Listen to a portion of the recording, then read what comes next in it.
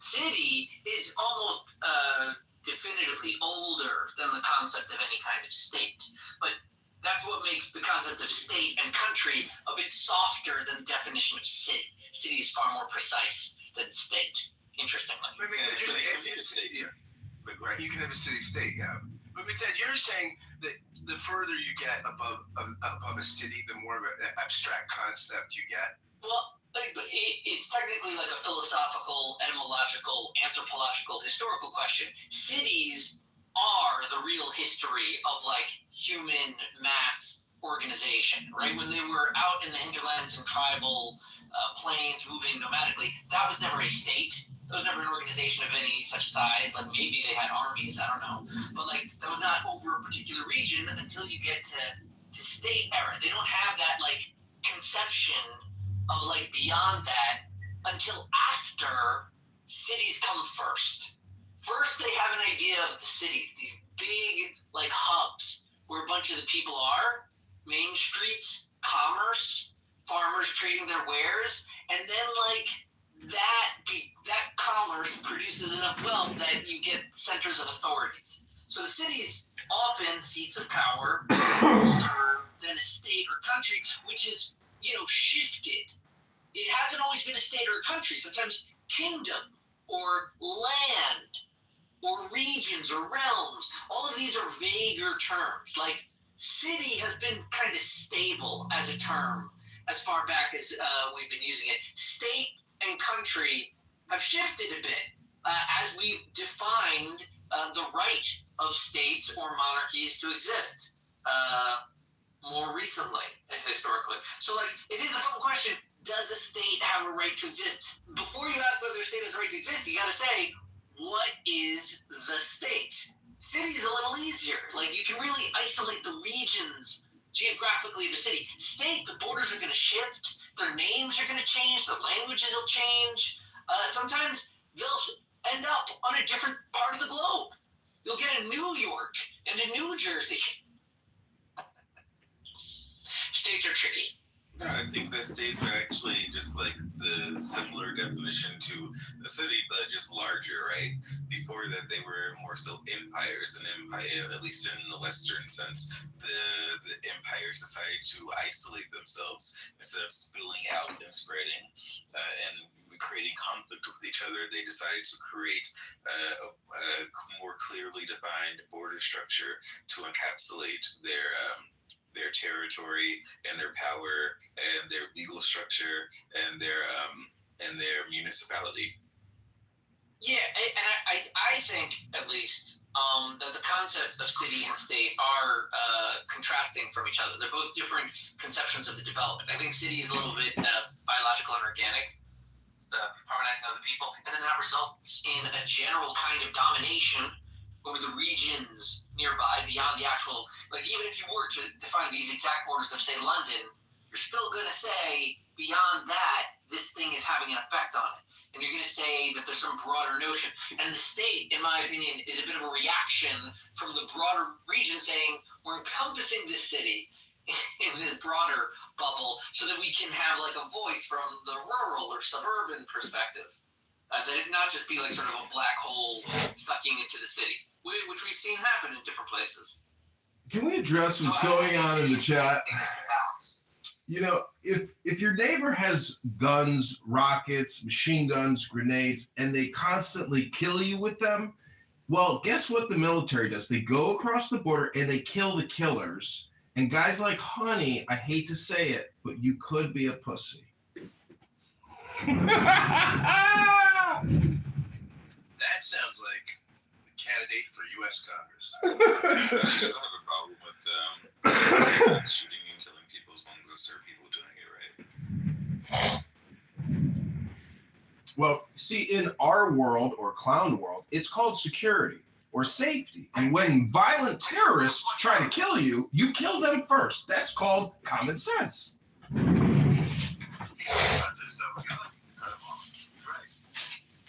And what's weird is that when somebody says genocide, I say, okay, what's your definition? The intent to wipe out a people. So I say, well, Hamas put it in writing, and then they did it. Then they leave the room. Because the facts are right in their face, and they're just indisputable. And I'm sorry about Denise or Scott, but again, if you have a spin and somebody counters your spin, and that makes them uncomfortable, then they leave. I mean, yes, Trump has many bad things. He's clumsy, he's petulant, he's vengeful, he's egotistical, he puts his name on things, it's weird. But he's doing things that needed to be done, and apparently the system in place was not able or willing to do those things. Things like telling NATO you're going to have to pay your fair share. Things like exercising American military force against our adversary, China. The war in Iran is a war against China's proxy. The Islamic Revolutionary Genocide Corps is China's proxy. And we had to give them a big kibosh because China is watching us to see what they're going to do about the Strait of Taiwan. That's what this is all about. And it's hard for some people to think Hormuz. Yes, Iran has tried to close Hormuz before. And to reduce this war to one narrow strait is to miss the bigger picture, which are the nukes. The big picture is the nukes. Yeah, they seem to be the nukes, but I think historically, if we look at it, right, what was the at least the wars around the Spanish Inquisition about? They're about a similar thing, about people in the East cutting off the people in the West from trading with the East, right? Or people in, I guess, what they call the Middle East, in the middle of the East and the West, cutting people off from making those trades. It's about power and control of the current world situation. I think the nukes are sort of a side project or issue. Israel is definitely about the nukes because they don't want to be nuked, but definitely about which side of the world is going to maintain a dominance and control over it. And when you are possibly going to destroy a collection of people, especially the more powerful people's economy, which I think is what China is planning on doing, at least in the long run, to destroy the West or America's economy and the petrodollar, then the consequences are going to be a retaliation.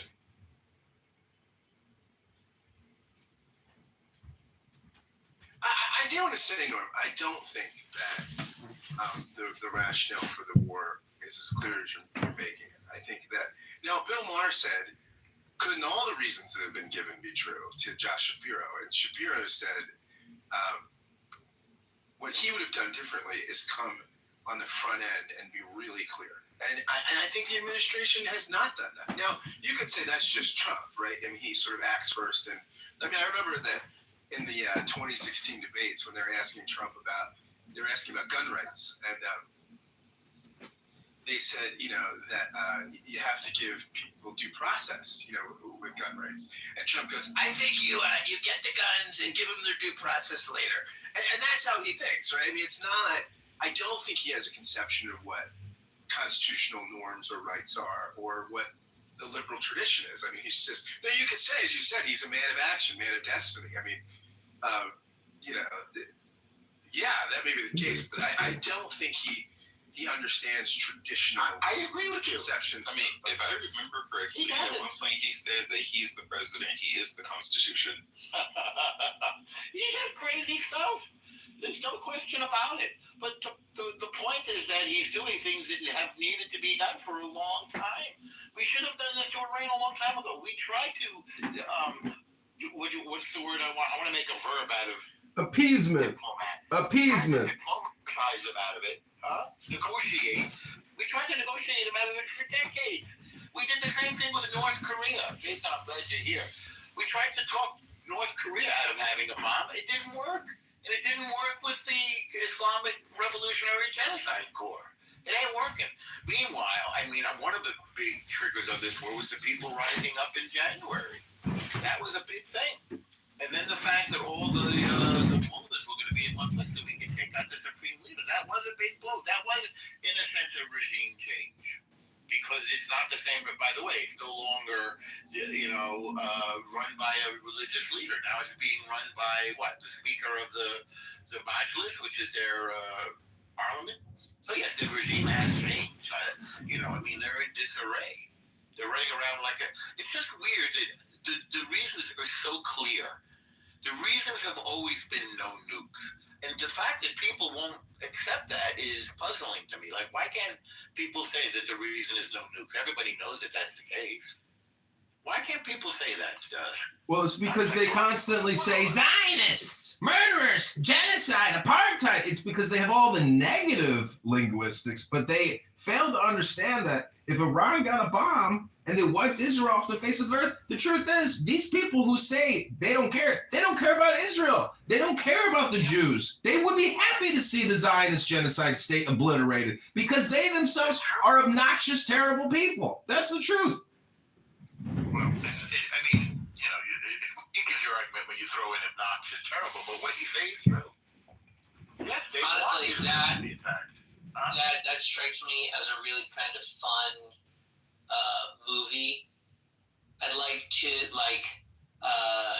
do a sort of found footage video within a pro-Palestinian college campus encampment, responding to and witnessing the nuclear detonation of a bomb in Jerusalem by Iran, and then I just want to see the conversation. Well, then you get. Wouldn't that be a great Mixel, what do you think dinner with? Camera phones that are at the event. Wouldn't that be fun? What do you think dinner with Andre was all about? You didn't understand what dinner and Andre was about. So this is how you set it up, Mixel. So you call them in to do an experiment, right? You say, we're going to test it. And then you say, hang on, breaking news. We have to stop the experiment. You think I'm doing a prank on groups of people and I know the results every time? That's pretty smart. I agree with you. That could be done. It could be done. You're right. It could straight up be done 100 times. Okay, I would do this with you. That would make money, dude. I would do this with you. We can sell this. This idea should sell. This is a great idea. But this would not really matter to anyone who wasn't already sympathetic to Israel. It wouldn't make any difference. And this is a classic example of these kind of things that people on the pro-Israel side come up with and say that is not persuasive to anyone.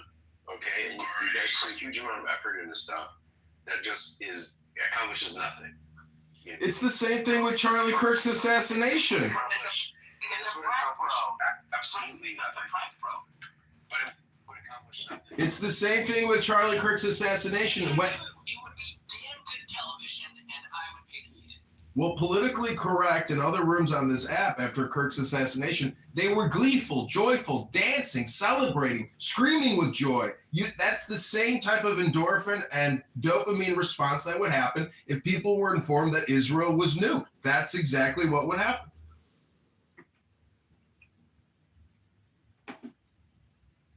How long would it be, McFadden? Is he here? I'm still here, yeah. What happened to Scott?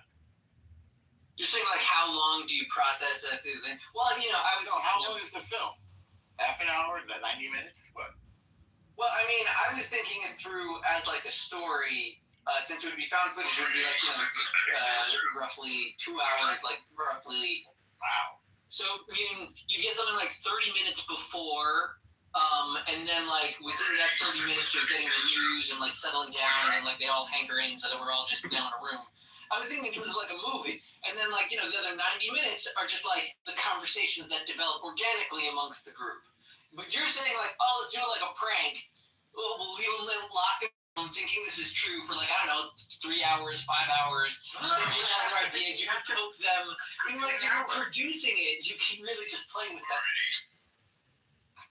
No, what you do is you have a group of panelists that hate Israel, and you get them to talk about the conflict for 2 hours, and then you say breaking news: Iran has detonated a nuclear bomb, and then you it's a hidden camera show. They might expect it, though. If we're already talking about Israel, then they're going to know this is a bit of a trick. But Yeah, if they'll we're check talking their about phones. something else entirely, then it would come as a shock, so they wouldn't be able. Oh yeah, we can say before you go in, people have to turn their phones in. This experiment won't allow for any phones. That's already suspicious, dude. It is, but you can come up with a reason for that. There's How a many times task take or your phones something. away? There's a task or something. Yeah, I'm just saying you have to think through So, the But it's like, how do you get the right people? And that's where I think you got to come up with. I think a taste test is the right way. We're gonna do That's funny. Turkish coffee. It's a Turkish coffee taste test. That's funny. And so, yeah, so you'll get all these people in there, and you'll get the right kind of people. And the other thing I was thinking is you could do something that's like definitely going to bring you college students, or definitely going to bring you Democratic Socialists of America, right? Like, what'll bring you DSA party members? Wait, actually, I think the World Affairs Forum with Amir is actually already the movie that you're looking for, and I film it every single evening on YouTube.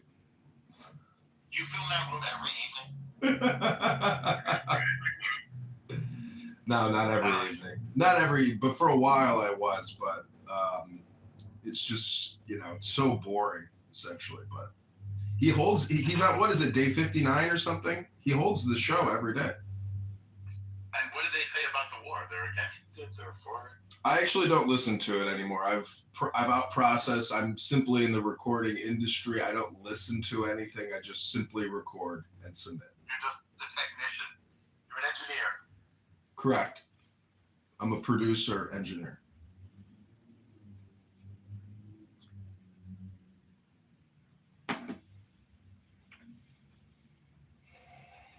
What I don't understand is why, people come in so hot on Trump and say he's a pederast and a cannibal. I mean, are they completely delusional? Like, have you seen any evidence to suggest that he was involved in any of this type of activity? I have not.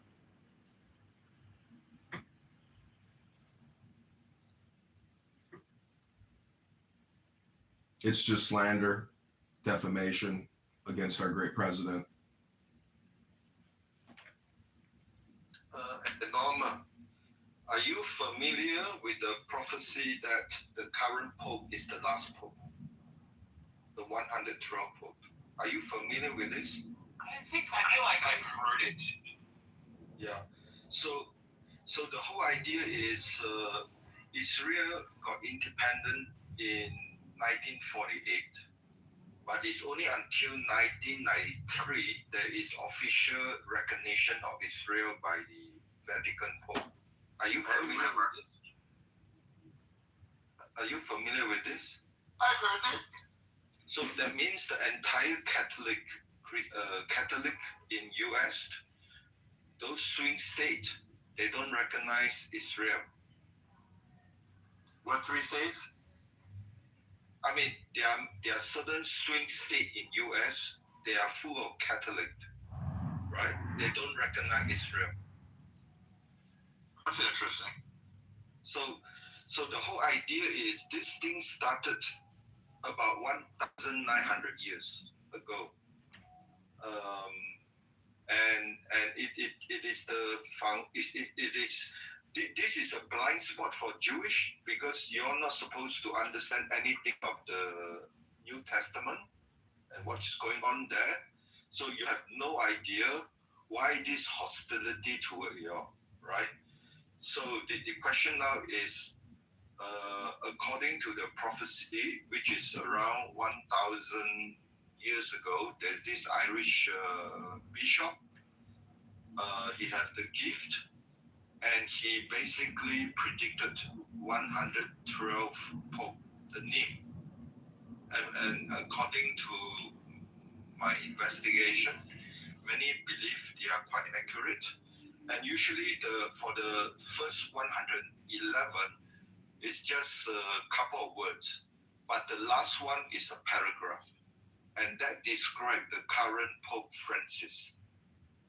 And so the problem with Pope Francis right now is whether he accepts that prophecy. That means he's the last Pope. That means that is the end of Vatican once he's gone. So that is one way of thinking of it. And because he's the last Pope, the paragraph say correctly, he's the end time Pope.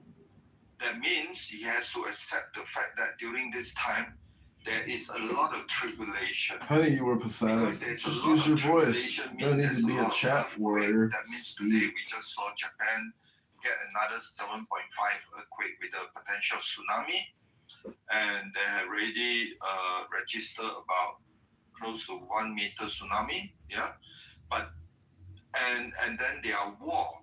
Right, and we already seen the war, Ukraine war, Middle East war. See how Dave so uses his voice so to all these express are his signs opinions? of tribulation, and Pope Francis should accept this truth. Honey, come make This is an your end time, points. and it's not the time to preach about peace.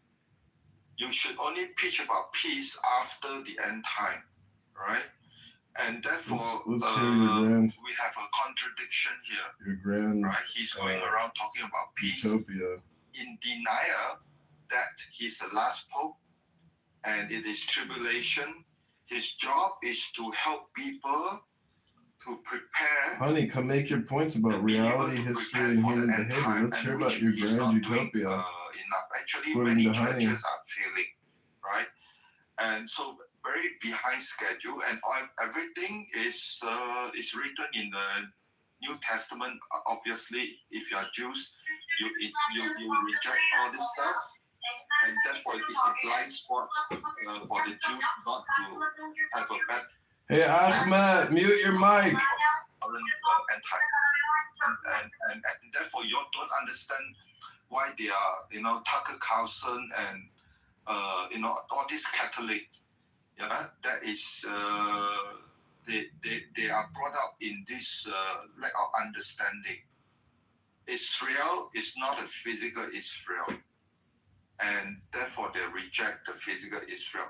So it's only 1993 officially they recognize physical Israel, but only until the German Pope Benedict in 2003 he started the whole process of talking about fulfillment framework. That means Israel is fulfillment, and is a direct challenge to many people. I think it could be Scott as well. They are practicing replacement theology, and that has been going on for 1,900 plus years. Hang on 1 second, Dave. I think I find your theories fascinating, but I'm worried that other people may struggle with them because it's a lot to take in. So let me go slowly. Yeah, ask question then. Yeah, let me put a pause in it for a second. I'm just going to mute you up. I just want to say, does anybody else want to come up to the stage and share their reactions? Number one, do you think that Trump should resign? Number two, do you think that resigning would redeem him? Number three, if you think Trump should resign, why do you think he should resign? Again, you have to look at it from his point of view because it would have to be obviously his decision. All right. Meanwhile, Norm, I'd like to answer that. Okay, good. And I want to actually make a prediction. All right, sounds good. Take it away, Randy. I'm going to predict that Trump will not resign. You're really sticking your neck out there. Could you want to give us a little more? Well, A, it's a gut.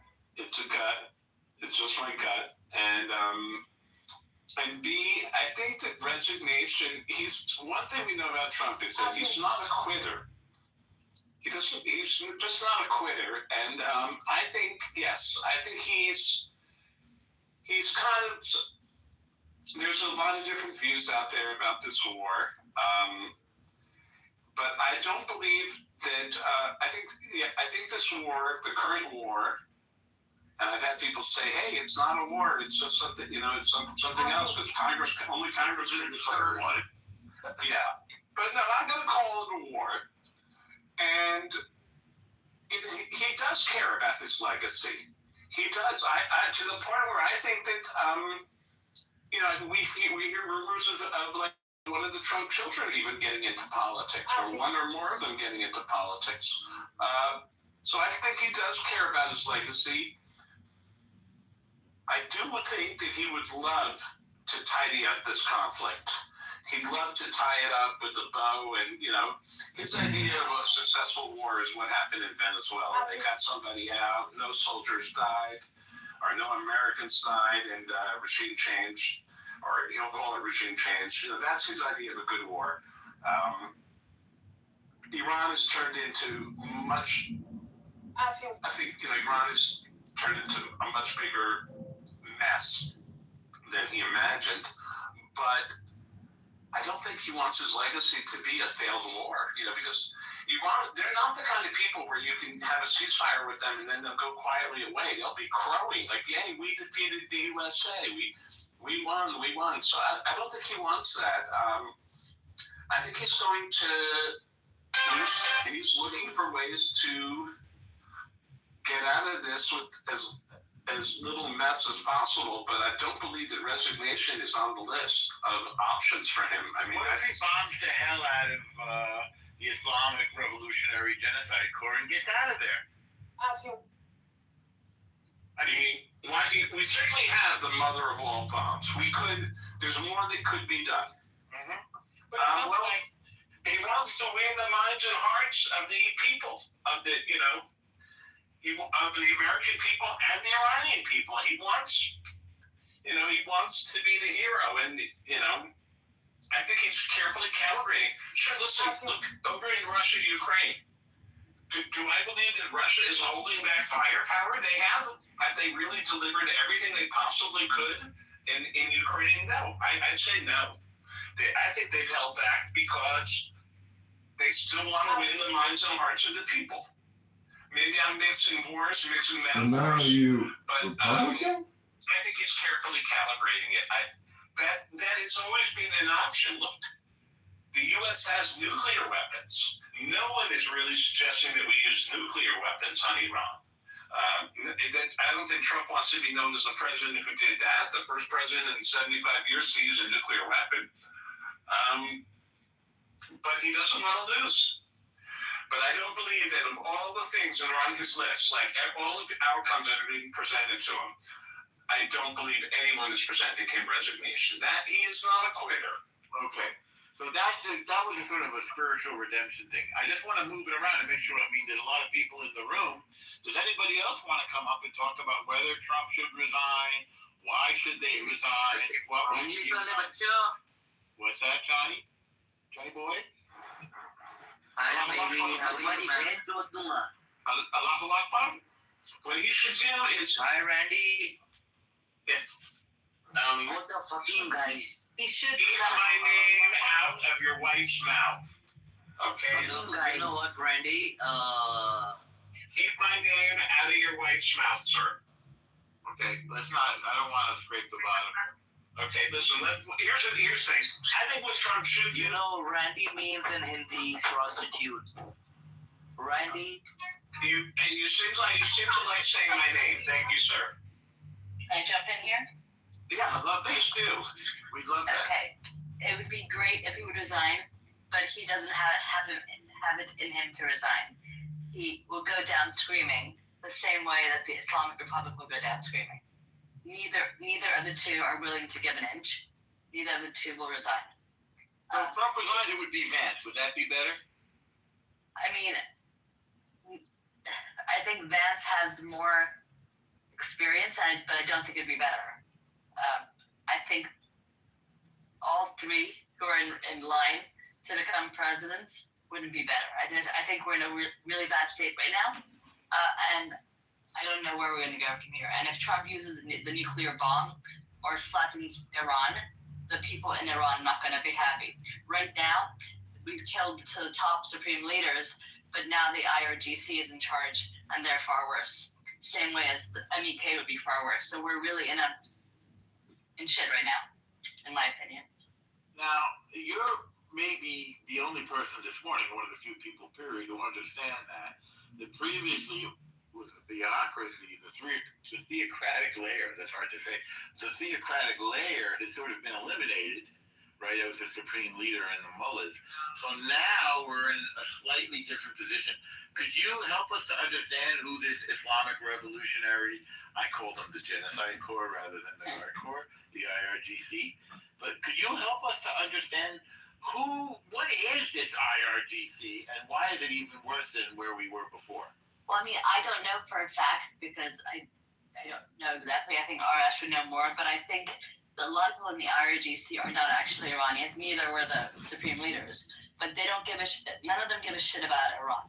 Who are they? They could care less if Iran was bombed. Are they from Africa? They don't care. They don't care about the country. The people do, and the people want this regime to change. They want the supreme leaders gone. They want the IRGC gone. They want their freedom. But I don't know how they're going to feel if a nuclear bomb is used. I mean, how would we feel, right?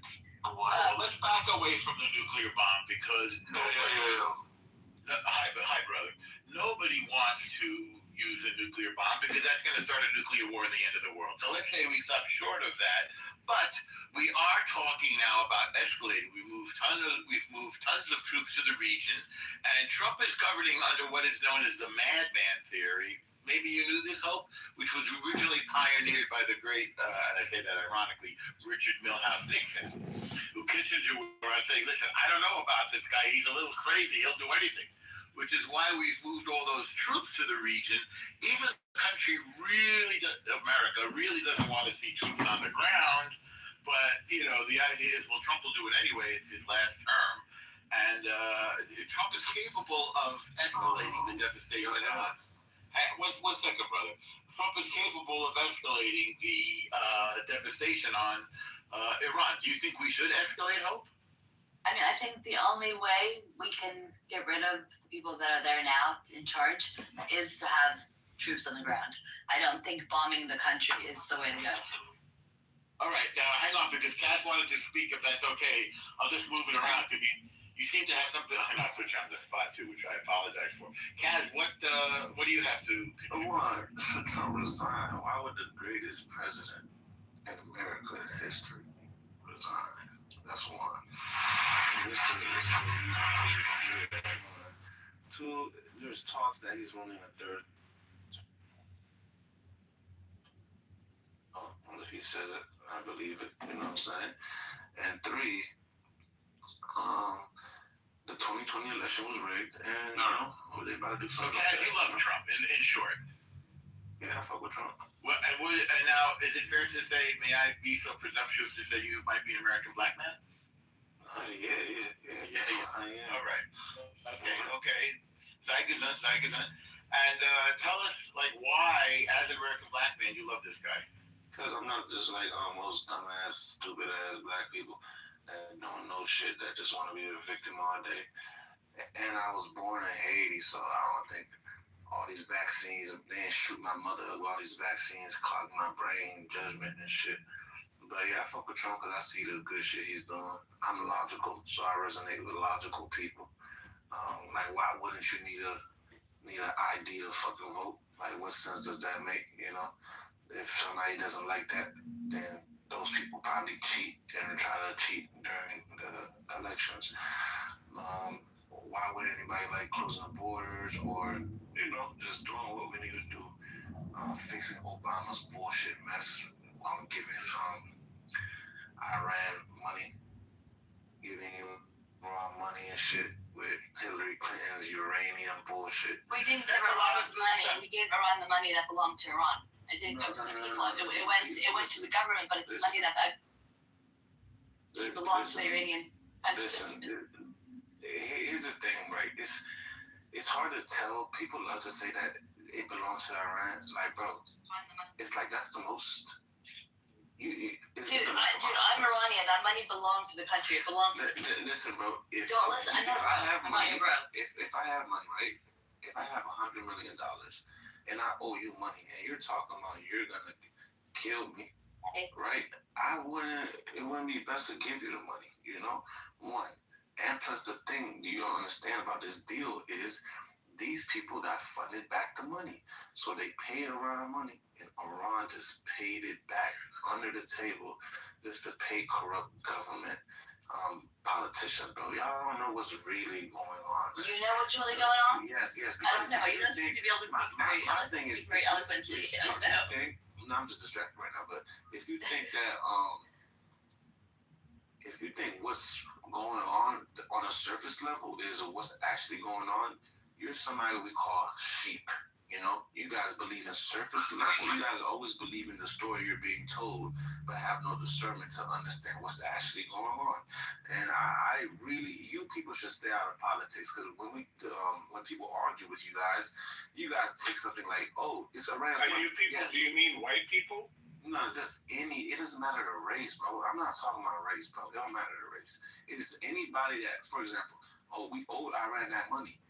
You have to be a dumbass. We didn't owe them the money. Oh my God. Oh my God. That means we owed them the money. That means we owed them the money. No, Were you correct? No, it's money that belonged to them. So that means we owe you the money. That means we owe you the money. If you want to play semantics, we can stick on this point. That means I owe it to you. If it belongs to you, I owe you that money. That's what that means. We speak English, don't we? I speak English much better than you do. See, you're in competition with me. I'm not in competition with you. All right, let's keep it really friendly and courteous. Right, like she's like I hate to everybody. Hope is my friend, Ted. I hate Hope is my Clubhouse because Hope needs someone fucking Hope because I hate women on Clubhouse because they're always feminists and they always think that. I'm not feminist. Wait, they always have to be. Let's talk about it. Like we see how let's talk about Iran. See how I'm talking and she's talking about we're talking about Iran, but your friend Hope keeps talking about the way I speak and how she's better at speaking. All right, please don't do that. Be mature. Yeah. But these people always think the surface level shit is what's actually going on because they have no discernment and judgment to actually figure out why these things are happening, why Trump says the thing he says, why does Trump joke around about Obama and Hillary Clinton being arrested, why does Trump always criticize the deal Obama made with Iran, why, and they think that they think they're told everything. You guys are not told everything because you guys are idiots. So you guys have to believe the surface level shit. But Cass, have you been told something that we don't know? I did my research on things that I know are facts. It's called intuition. A lot of things that people, I would say you don't know, you just don't want to believe because the government didn't tell you themselves, right? Or there's not a .org link behind it, you know? So there's just different type of people out here. You know, some people just need that .org or they need to hear from CNN. And they don't know when they're being lied to. I can't argue with people that don't understand they're being lied to.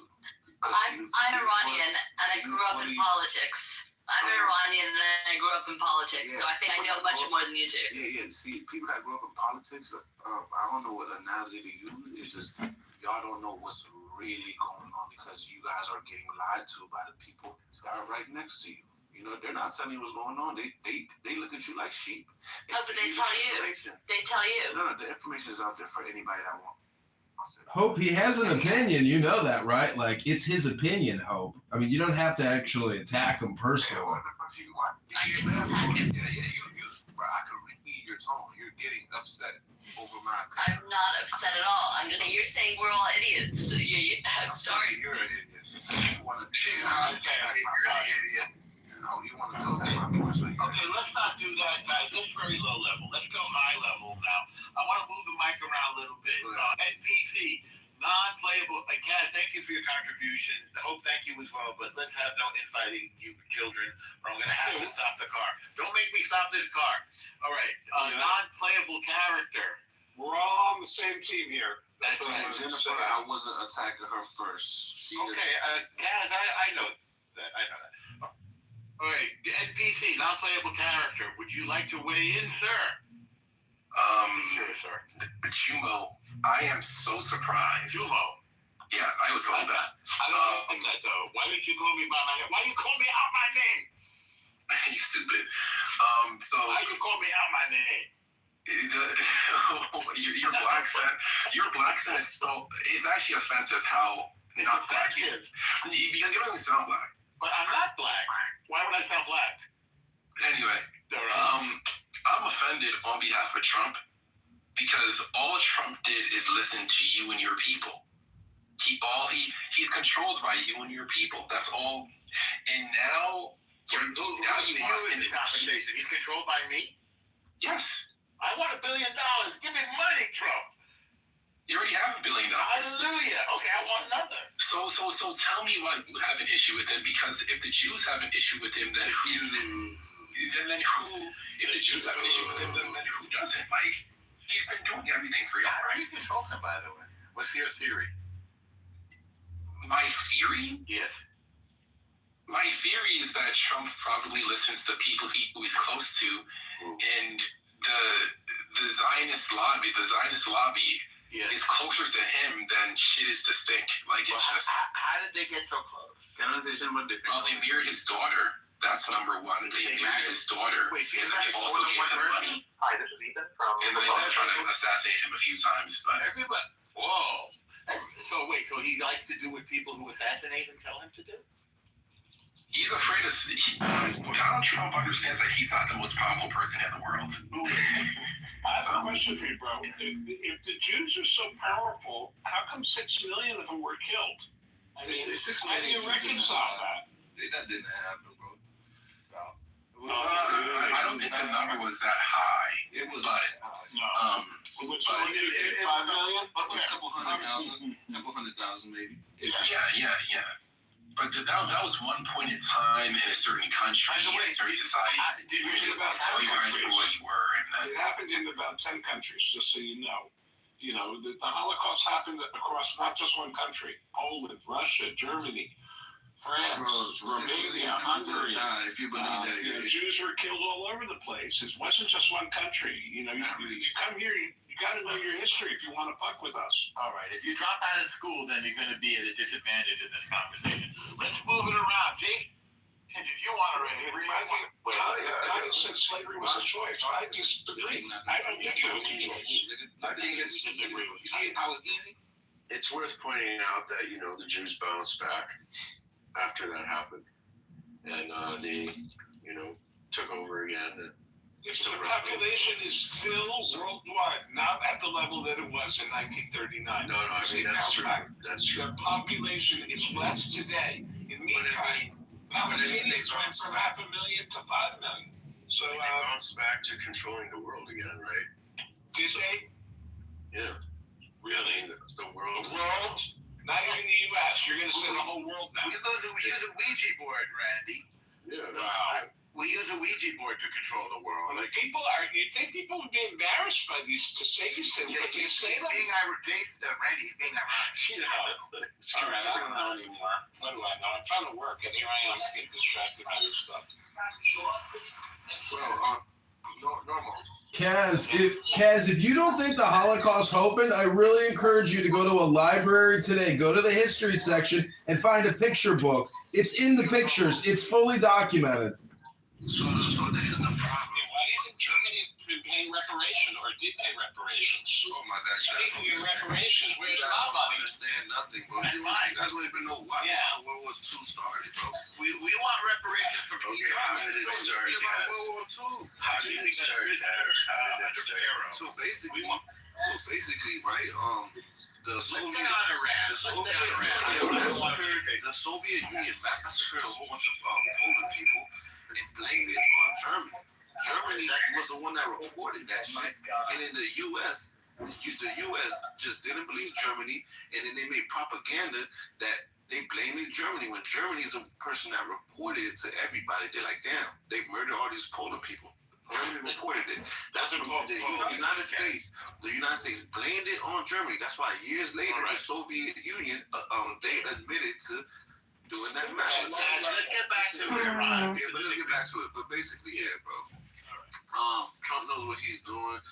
These people don't know what the fuck they talking about, and you can't say because he's helping Jews. Not all Jewish people are bad, but the bad people are Jewish, you know. But not all of them are bad, bro. Yes, the cause of all the world's problems are the Jews, essentially. What about New York County? Not every Jew is responsible. You know what I'm saying? I stubbed my toe yesterday, and I'm pretty sure it was the fault of a Jew. And it still hurts, by the way, and I want reparations for that. All right, now, what do you have to do? How would you like to weigh in now? Now you just skipped over me. Oh, I didn't see you. You can go next. Elle, do you want to go or you want Tadai to go first, Elle?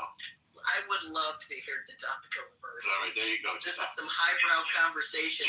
Yes. Yes. Okay, so to answer the question, should Trump resign to be redeemed? Yes. Thank you for getting us back to the topic. You're welcome. I don't think there's any redemption for Trump. I think that Trump has great ideas, but does not have a plan for completion. Even if we start with the tariffs, if you're going to tax the imports prior to doing that, you should probably build up the infrastructure so that the American consumer doesn't feel the wrath of your tariffs, pretty much. So brilliant. What was your major? Psychology. Very brilliant. One of the most brilliant analyses I've heard on Clubhouse. Period. Keep going, please. You're welcome. As far as the war in Iran, I just think again it's just an uncompleted plan. I think what needs to happen is it should have been like years. People knew that if you were to attack Iran, you would have to deal with the Strait of Hormuz. That was just part of it. So, I don't know what could have been done, but I just know that there needed to be a better strategy. And the only thing that I would have to say is that if Israel and America are allies, they both have to be on the same page. And from what Marco Rubio said, that the only reason why they attacked is because Israel was going to attack. So before they got attacked back, they attacked Iran. Whatever the PR campaign is terrible, and it's making the American people really distrust government. And when you lose the people, you lose those who are going to put the people in power to move forward with your agendas. So I just think that there's no redemption for Trump. He just needs to rethink his strategy. Well, I want to clarify something about Rubio. I mean, Trump, Rubio, and the Minister of War, Pete Hegseth said during the negotiations before the war that there were 4 demands that the U.S. was making, and that was no nukes, no ballistic missiles, no terrorist sponsorship, and no attacking your own people. Those, like, you could call them the 4 no's. And as a person with a larger than average nose, I like that designation, the 4 no's. And then when somebody said to Rubio, as he was sort of in transit getting off a plane, why now? He said, well, I mean, Israel and the U.S. were sharing intelligence, and Israel thought this was an opportune time, and that if Iran responded, they'd hit American bases, so it would be better to do it at this time. And U.S. because we share intelligence. So the idea that Israel dragged us, and I think is sort of a misunderstanding of what Rubio said. But the reasons for the war start with no nukes. That's clear all along. We've been working on no nukes in Iran for decades, really, and they've proven themselves to be unreliable and diplomatic solution to this problem. Same way North Korea, as somebody said yesterday, one of the admirals, North Korea also was incapable of negotiating about not getting nuclear weapons. So, I mean, I think nuclear non-proliferation, I think, is essential here. Somebody else pointed out yesterday, by the way. In Chicago, I want to talk about our budget. No one loves paying taxes. They are our shared investment when we spend them wisely. We will make them fairer and simpler, not heavier. In Chicago, I want to talk about our budget. No one loves paying taxes. By the way, I think there's negotiations in Islamabad today. Ask you one final question before I let you go. We've talked about it time and time again on Chicago Report, the team takeovers. A lot of people seem to pass the buck when it comes to this topic. They say, social media is to blame. We rarely hear that people ask you one final question before I let you go. Pushback is again, because the PR, it has been all over the place. The messaging, just the American government, when it comes to saying one thing and meaning something else, they're good for that. So you've lost the trust of the American people. When we were back in June and Trump said we have obliterated the whole system, and you put us under the impression that they don't have the ability to build nuclear weapons because you took everything out, and that's what was told. But now we're a year later and you're doing the exact same thing. So a year later, it's 50 days later. Isn't it fair to say that they're rebuilding, or that we didn't get all of them? Well, does it have to be so literal? Because there's some reports that said that there's some reports that people are saying, and again, this is what's in the news. Some people are saying the CIA said that they didn't have the capability. Some people are saying that they do have the capability. It's just been all over the place when it comes to. What is their intent, though, Tada? What's their goal? Their goal is to get a nuclear bomb and deliver it with a ballistic missile. That's their goal. That's their security package. Tada, you're looking at it from an American perspective. Look at it from their strategy perspective, and you'll understand why America's doing what it's doing. Alistair, with North Korea, they didn't do anything with North Korea. They didn't do anything with Pakistan. They haven't done anything with all of these countries have been going for the same goal, even if it's considered. But now we don't have beef with North Korea. Everybody is playing nice.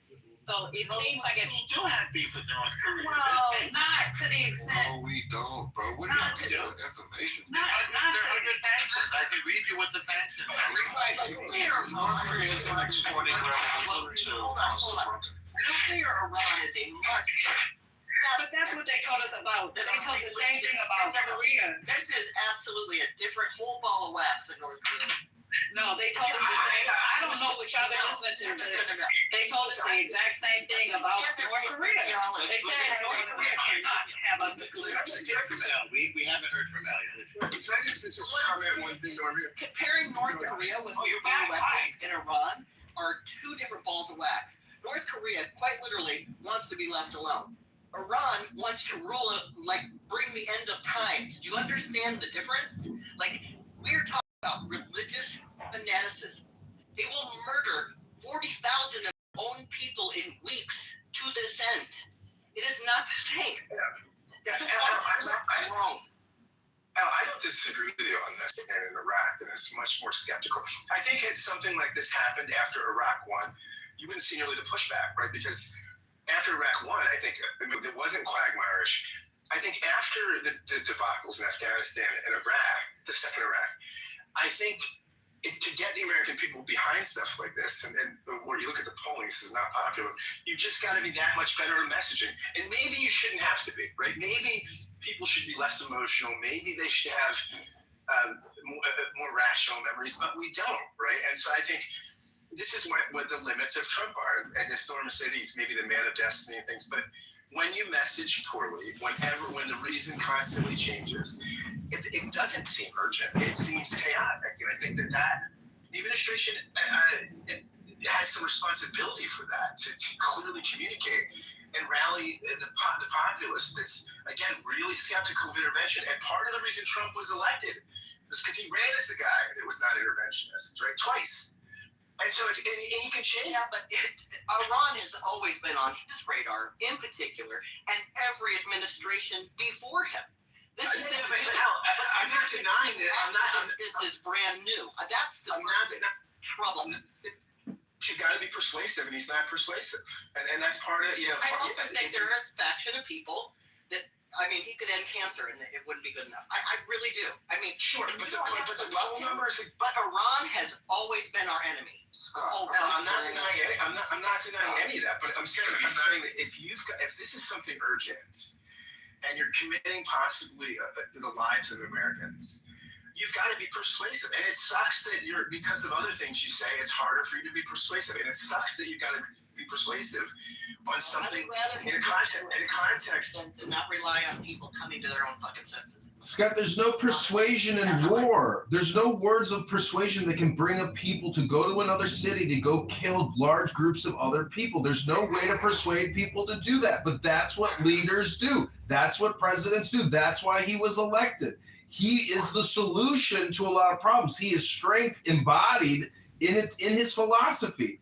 And the truth is, that's the way the cookie crumbles. And a lot of people just don't like reality. I hate to tell you the facts of life. Hello? Hate to tell you the facts of life. There isn't any way.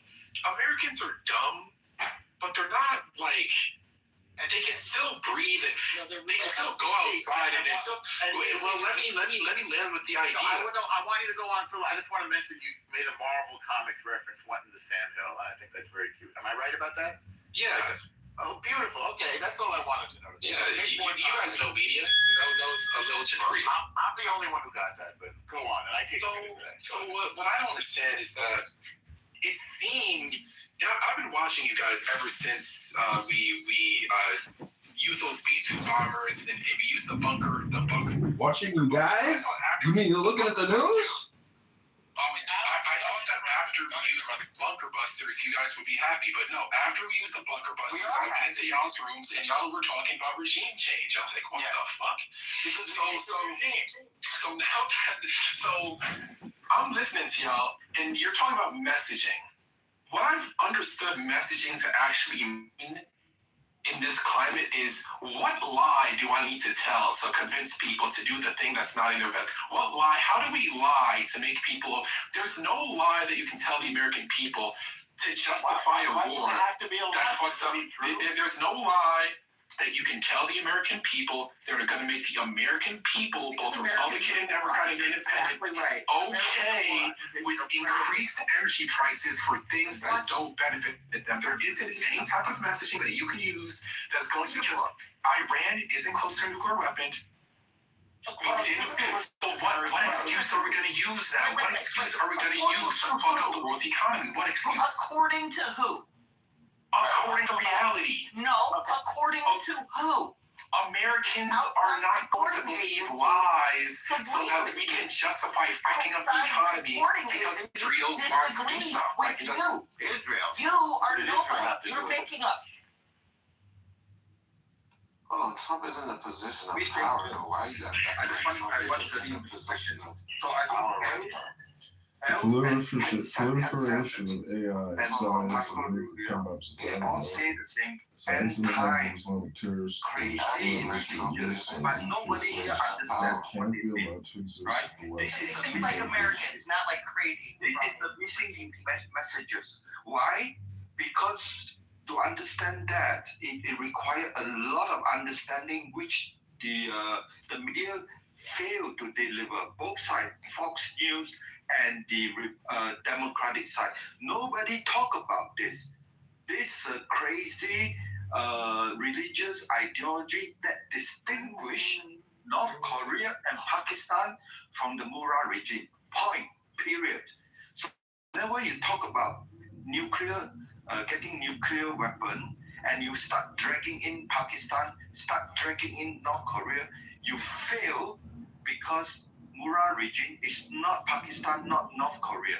since 1979, they only have one mission: to drag the whole world into chaos, and that's what they have been doing. And Fox News fails to deliver that, and Democratic media refuse to talk about that. That would mean their entire political correctness will crumble, right? So this is where we have to address. Interesting. Does anybody want to respond to Dave? Dave is saying that the Islamic Revolutionary Genocide Corps, who declared war on us in 1979, took over our embassy, has been trying to drag us into war from the very beginning in order to, and I will add to this, Dave, in order to bring about the 12th Mahdi, which is like a Messiah, who is the hidden imam. Does anybody want to respond to that? No, they don't even know what you're talking about, but they want to respond. They don't. That's the problem. And maybe that's the messaging problem we're having, is that we think like having an ideology that will literally destroy the world because that's what you believe will bring about this religious. Americans are trying to be rationalized. They don't want nuclear weapons. They're not trying to do this bullshit shit. Listen to their own words. They're not lying to you. They admit to having 60% enriched uranium. Outside reporting agencies say they have 60% enriched uranium. Now we want to get on as Americans and be like, no, they don't. According to what? Your own fantasy? No, but we got, okay, so I am an imperialist as well. I agree with what you're saying, but the issue is that you're so biased you don't even realize that you're lying. That's how, like, what the fuck are you even talking about? Let me tell you the manipulation that you're undergoing. But you think So do you think their own words are lying? No, you're not. No, the thing is that you're actually. You literally don't know what you're talking about. I do know what I'm talking about. Can I disagree? Hang on. Wait, both of you, hang on. Let's not make it about the person. Let's make it about the content of the argument, okay? I think that I'm speaking towards the argument. I don't know this lady. I'm saying that what she's saying, there's no narrative where what she's saying. Do you understand their theology? Can I tell you why I disagree? Wait, can I tell you why I disagree? That's a yes or no. It's not a yes or no because I just want to be able to tell you. I just want to be able to tell you the reason why I disagree. And then after I tell you the reason why I disagree with what you said and why I feel like what you said is manipulation and it's not even coherent based on a mainstream. All right. So a year and some change ago, I'm saying the reason why I disagree. I just want to be able to land facts over feelings. A year ago in some change, they said that they were enriching uranium. I think that they're enriching uranium. There was other evidence that they were enriching uranium. It don't make sense if you're using it for civilian cases. Like if you're enriching up to 60%, the only reason why you enrich up to 60% is to get to more than 60%, so we can weaponize that uranium. I think that's where they're at. Okay. So guess what our government did? Our government sent over B-2 bombers. And then we said, I'm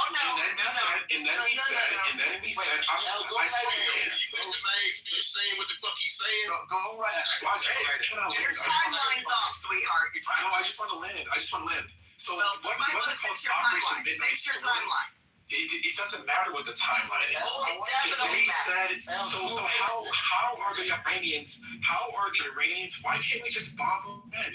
If they're back at, let's say that they're back to where they were a year and some change ago, or less than a year ago. Okay, let's just bomb them again. Why does it require a ground invasion? We haven't done a ground invasion. Why does it?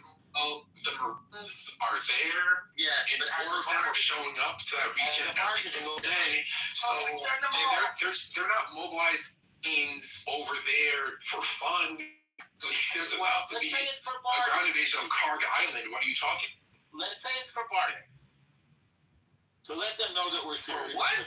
No, but Okay, so when I bring up facts, it's we're not serious. When I bring up the fact, You didn't bring up any facts. You brought up no facts. She's right about the uranium enrichment, but what happened? We already did it. We already. No, we did it already. We did it already. That's the problem. You did it already. So the operation was a failure.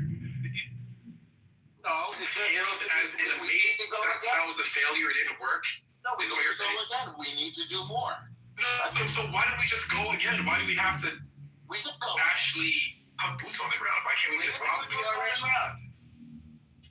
All right, that's my question. Like, why have to have boots on the ground? Fucking simpletons. How do you deal with this, Norm? Goddamn simpletons. It's all yours. It's all yours. I don't know how you deal with simpletons all day, every fucking day. Like, I want to know the intelligence, NPC, whatever the fuck he is a goddamn simpleton. Because here's the thing, I don't give two fucking shits. Here's the problem. None of you fucking morons have any sort of intel that is above what the American intelligence apparatus has. Who are you calling a moron? Whoever talks as if they have any sort of intel. I'm just repeating back the same intelligence. Intelligence that you have. I'm repeating back the same intelligence that you have. Okay, I am muted the room. We're going to go one at a time. NBC, you went. Please, Ellie, you take the mic. We got whole ass people on Clubhouse claiming to know more than outside reporting agencies, which is amazing. Do me a favor. Don't make any. Who's a moron? Never mind that. Yeah, who's a moron? Anyone who claims to know more, anyone on Clubhouse that claims to know more than outside reporting agencies. You put yourself in that camp, that's on you. You said someone's a moron. Is someone a moron on Clubhouse? Here's what I said. If you can clean the shit out of your ears. Anyone, not specific, anyone who cannot realize that sitting here on Clubhouse, you personally do not know more than the intelligence agencies of which we are responding to. Okay? What if we actually only know what your feelings are. Talk about feelings. That's feelings. And one at a time. Put them down and one at a time. Thank you. Right. So, El, did you finish? You want to keep going? No, what I was saying was before people got all in their feelings, which is amazing. It wasn't nice. Oh my God. What nice? Are you nice? Is this nice? Should we talk nice? Anyway, Franklin, go after her, okay? You go after her. You know what they do or don't have from a Clubhouse perspective, sitting on your ass or going to work, or you don't know shit. None of us. But I'm going to rely on the fact that our intelligence agencies They do don't know. care about the truth. Why do you rely on the intelligence agencies? They are lying to us Really? also. Based on what? Based on what? I mean, yeah, the intelligence agencies did tell us that there were WMDs in Iraq, and they were the source of. Do you know there are also people who actually claim that there were at some point that they were moved? But let's not talk about that. I mean, maybe, but I mean, there's broad consensus that the intelligence there was wrong. Right? Is there broad consensus? No, it wasn't wrong. It was lies. But this is the intelligence agencies telling you. By the way, I'm not saying that the intelligence agencies are wrong. Let me just go as a mother. I'm not saying that there's not a great case to be made for Iran.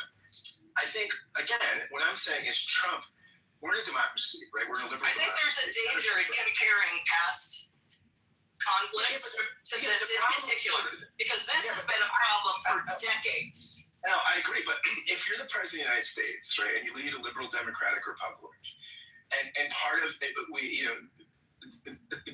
public opinion matters, right? You have representatives and things like this. Congress can unfund conflicts and things like that. The War Powers Act and things like this.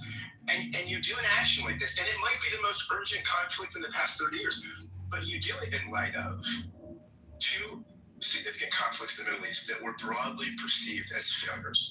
And so you have to take that into context when you try to bring the people along and tell them why this is urgent. And I think the communication on this has been really poor. And I think, I'm not saying I'm saying its significance merits Trump doing a better job on the messaging, and I think that's been in somewhat of a disarray. Read the messaging, Scott, that suggests how to improve the messaging, Scott.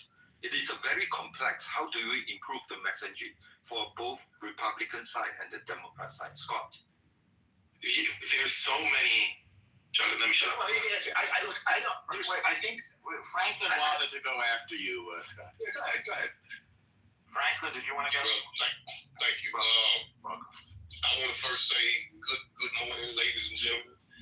I want to apologize for my outburst a little earlier, but it's so the topics we speaking on now are very touchy subjects. We have to realize, okay, now I'm a Muslim. Okay, now I've been practicing Islam since 1991. Assalamu alaikum, brother. Wa alaikum salam, rahmatullah. So what now from my perspective, my personal perspective of what it looks like Israel, the Jews, the so-called Jews, and the U.S., the so-called Christians, are attacking the Muslims. That's what it first looks like. The so-called Muslims, you mean? Well, okay. Cool. Cool. All right. Now let him go, please, David. Franklin's I'll ride with that. But we have to realize that even back in the 70s, it's always been something with the Middle East and the U.S. It's always been something. They have always labeled the folks in the Middle East as terrorists. That's a known fact. But we don't see them over here attacking the U.S. It's always someone is invading their territory. But so-called Franklin, you know about 9/11, right? Of course I do. Okay, well, I mean, that was done by so-called Muslims. Okay, but check this out. Now, and I'm glad you mentioned that, because to show you how I'm glad you're glad. Yes. So, to show you how that was some bullshit. So, the government said that they didn't know anything about it, right? That this was supposed to be a surprise attack. How come the planes went into the towers that all the Jews had called in sick from both buildings? Well, they did. All the Jews. You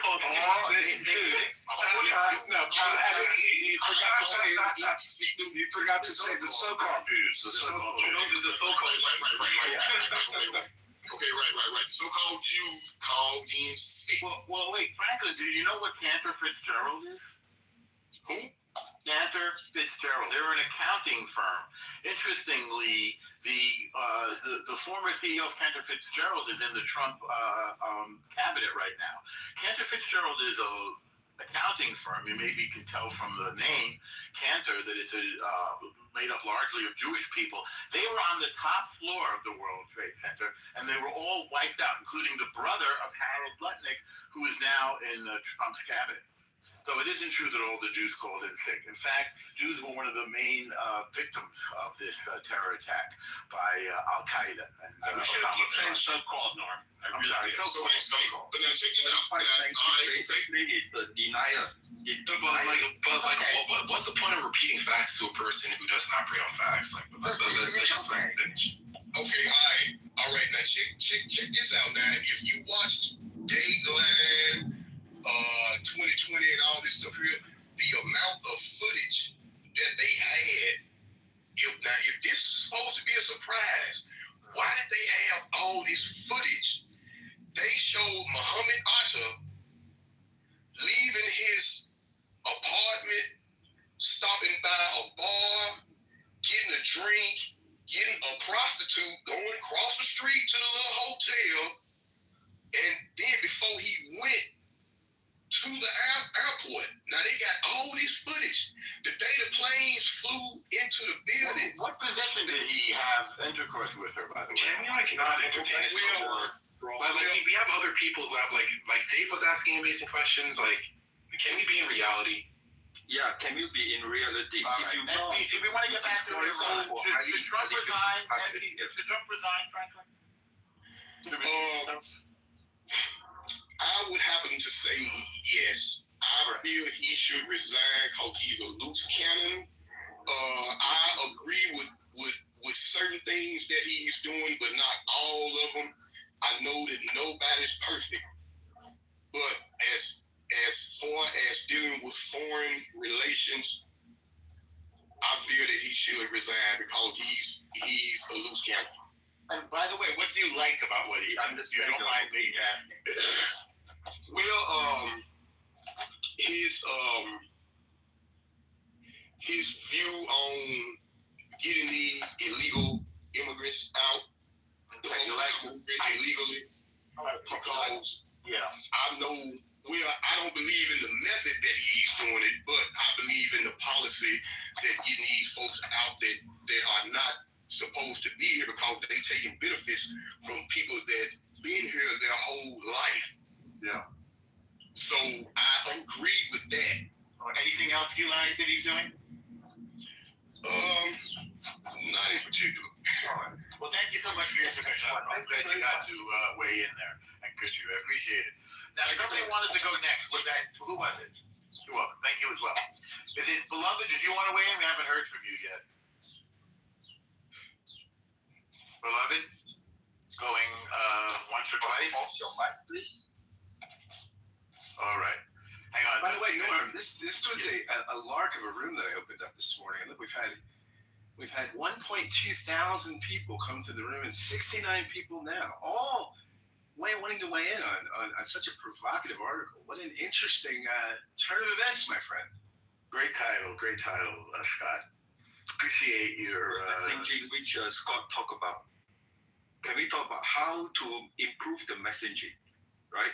So, as I say, the root of the problem is majority of American has no clue. There are two fractions of Islam called Sunni and Shia. Okay, and Shia is 15% and Sunni is 85%. And since 1,400 years, Sunni, the 85%, has been systematically trying to eliminate the future prospect of Shia. And for the minority Shia, 15%, to survive, they have to do all sort of unimaginable survival skill. One of it includes taqiyya, that means to lie and to tell everybody, I'm not Shia, I'm Sunni. That is point number one. Point number two is they have to prepare for the time when they can totally overcome the 85% Sunni by having this end-time ideology.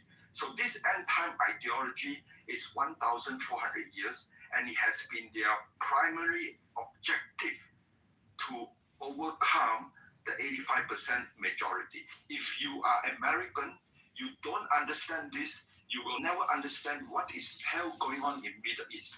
Period. And that is the root of the failure of messaging on the Republican side and the Democrat side.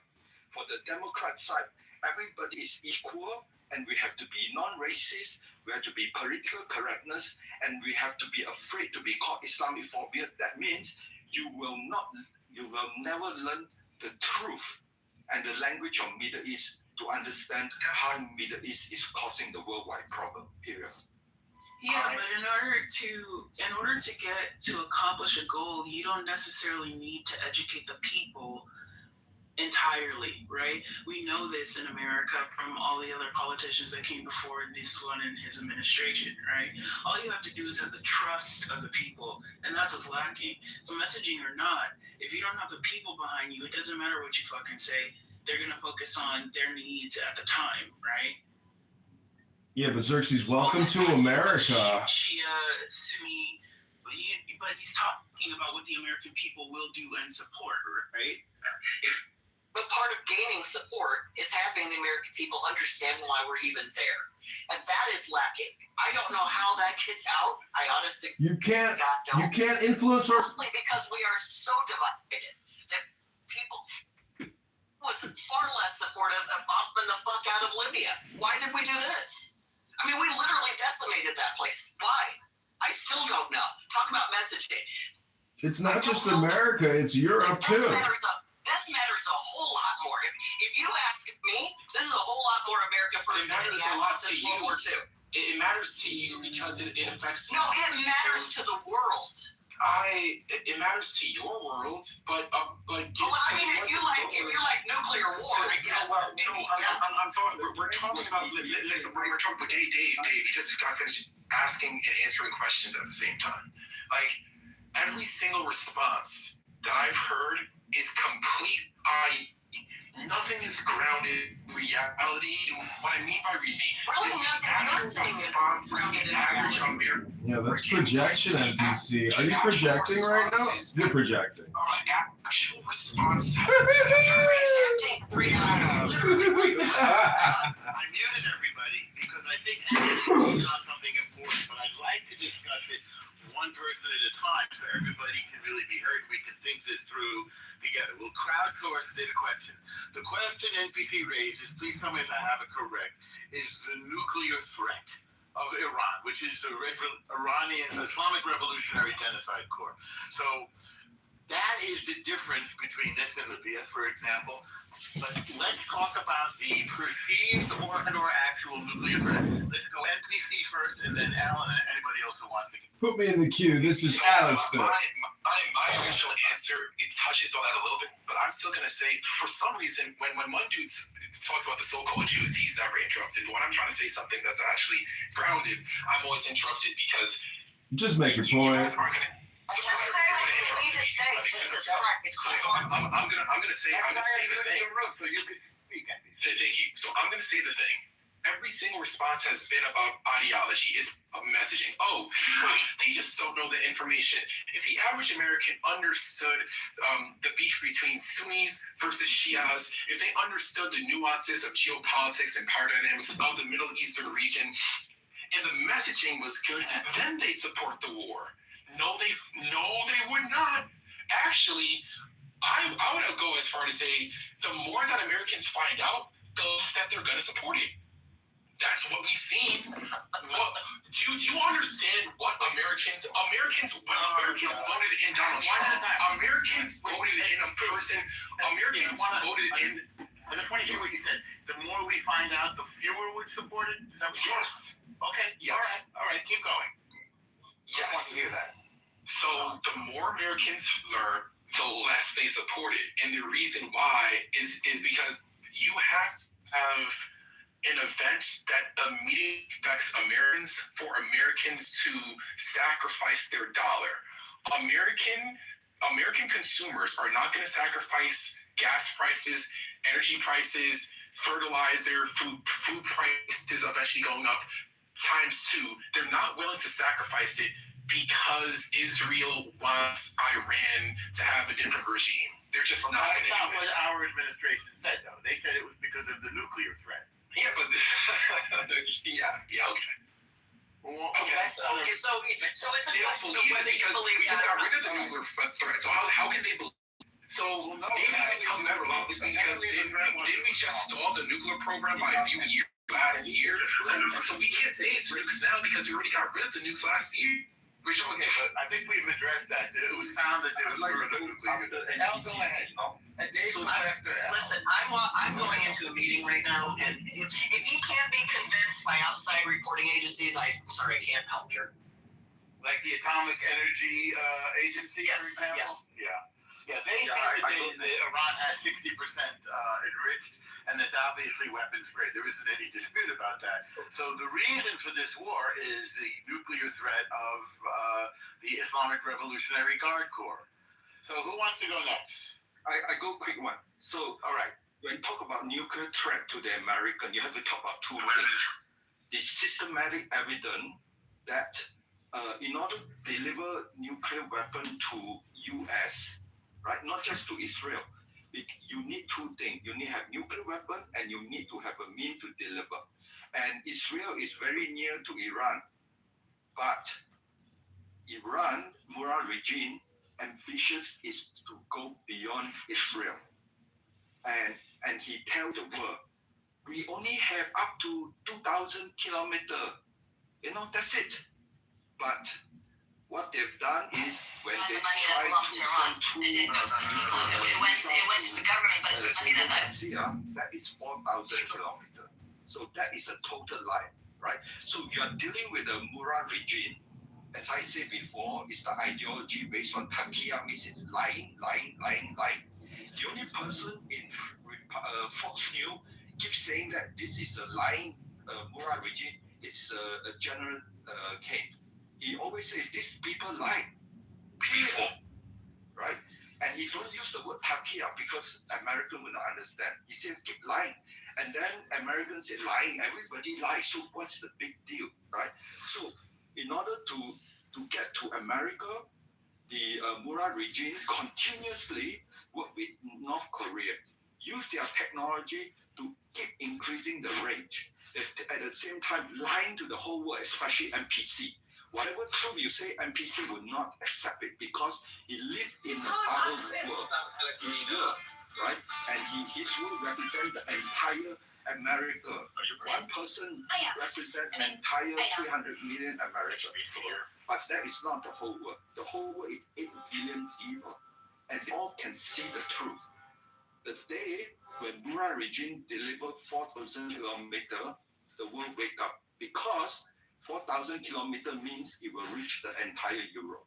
And then, if you look deeper, how long does it take for Murad regime to increase the range to reach New York, to reach range to Washington D.C.? That is where we need to stop it, right? So NPC live in the bubble world. This is total lie. Okay, that you live in China. I live in Texas. We don't care about foreign wars. Right? When you tell the truth, they will totally get very angry, and that is a symptom of indoctrination. Period. So Americans, they are tired of being lied to.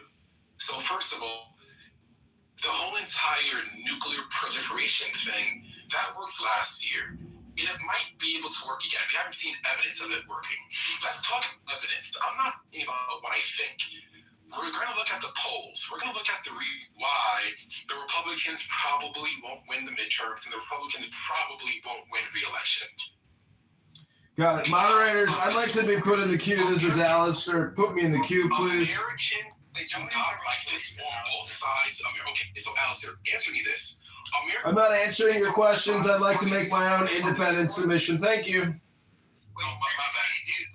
you want to back and forth with? No, I don't. I want to read Winston Churchill quotes about Mohammedan law. Thank you. That will be my submission. Yes, please. So I'll be very quick. Everyone keeping, I'm projecting. Everyone says I'm invite everyone, a few people. See how that works. It turns out when you look at the polling, the one single thing that Donald Trump did to fuck up his base, it isn't lying to them about the Epstein files. It isn't a bunch of other shit. It isn't like deporting a few U.S. citizens mistakenly. I'll give him that. It's this war. This war is the single worst thing that he's ever done to his own base in terms of his approval rating with them. The majority of the American people do not like this war. It's not my opinion. Hang on a second. According to the polling, this was done by CNN. Only 6% of his base are against the war. That's what they found. That's not true. And by the way, I voted for Trump in 2016, so I voted for Trump in 2016. I don't even look at CNN as a reputable source. But that is that 6%. Norm. Yes. You were you born in America? Yes. You understand America. The average American, if they're going to choose between gas price, oil being $200 a barrel versus America not doing a regime war, which do you choose? First of all, a regime change war that's not even working. It's not even like we got it we changed the regime, and then we know what the consequences. We got in there, we tried to change the regime, we failed, and we're still dealing with the consequences. So I might be one, like. Well, my answer to you is, by the way, I'm coming to New York. I don't know if you consider that part of the United States, because sometimes we feel different. But I understand the importance of a non-nuclear Iran as an American. All right, so Alistair, it's your turn. Did you want to? Yeah, these are the quotes. These are Winston Churchill quotes about the dangers of Islam. How dreadful are the curses which Mohammedanism lays on its votaries, besides the fanatical frenzy which is as dangerous in a man as hydrophobia in a dog. There is this fearful fatalistic apathy. The effects... That's some racist shit, bro. Please wait till I'm finished. The effects are apparent in many countries. Improvident habits, slovenly systems of agriculture, sluggish methods of commerce, and insecurity of property exist wherever the followers of the prophet rule or live. A degraded sensualism deprives this life of its grace and refinement, the next of its dignity and sanctity.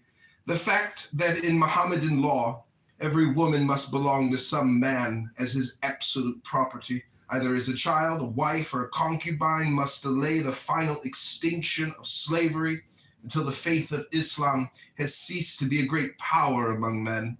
Individual Muslims may show splendid qualities, but the influence of the religion paralyzes the social development of those who follow it. No stronger retrograde force exists in the world. Far from being moribund, Mohammedanism is a militant and proselytizing faith. It has already spread through Central Africa, raising fearless warriors at every step. And were it not that Christianity is sheltered in the strong arms of science, the science against which it had vainly struggled, the civilization of modern Europe might fall, as fell the civilization of ancient Rome.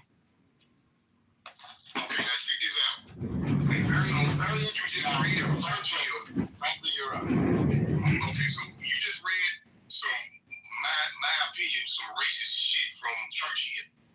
All right, now. Well, it was against the religion, not against the race, to be fair. Okay, so peep this.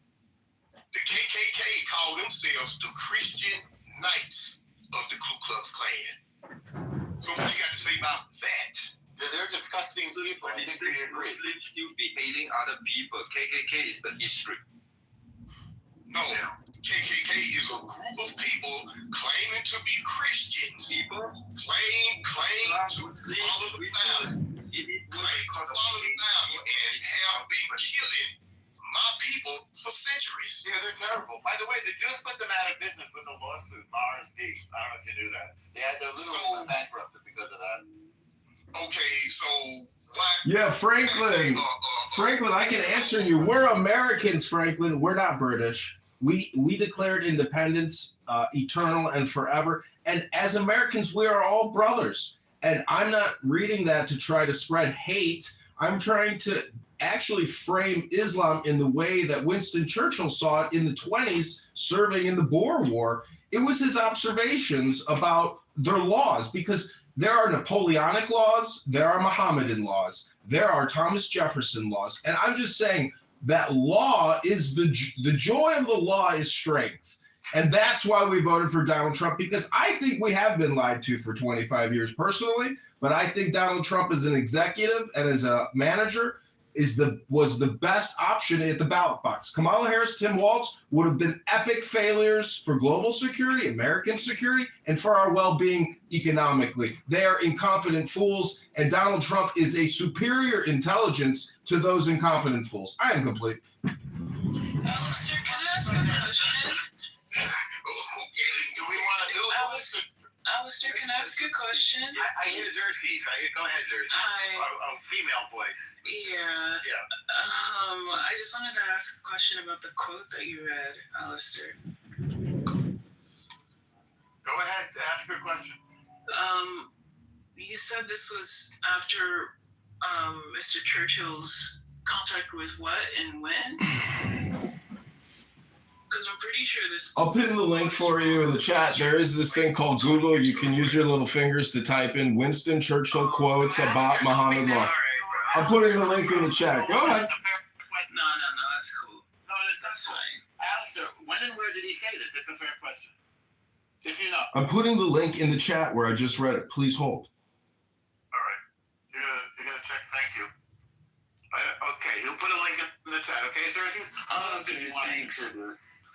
No, it's just, I mean, it's just interesting to listen. I try not to give my opinion so concretely on these kinds of things because I like to remark my privilege, right? Like I am comfortable in my $3,000 townhouse in a great city where I rarely have troubles that I have to think about, like especially bombs.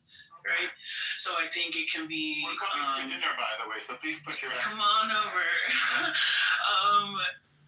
But it can be like I think sometimes startling to hear people speak so big about things that they have like very little control over. I know it's like an exercise of ideas, and I understand that. And sometimes it's necessary. Statement? You mean the Churchill quote? I mean, like the Churchill quote is, I don't know what that is. I'm gonna wait for Alistair before I make any determinations on what I think that is.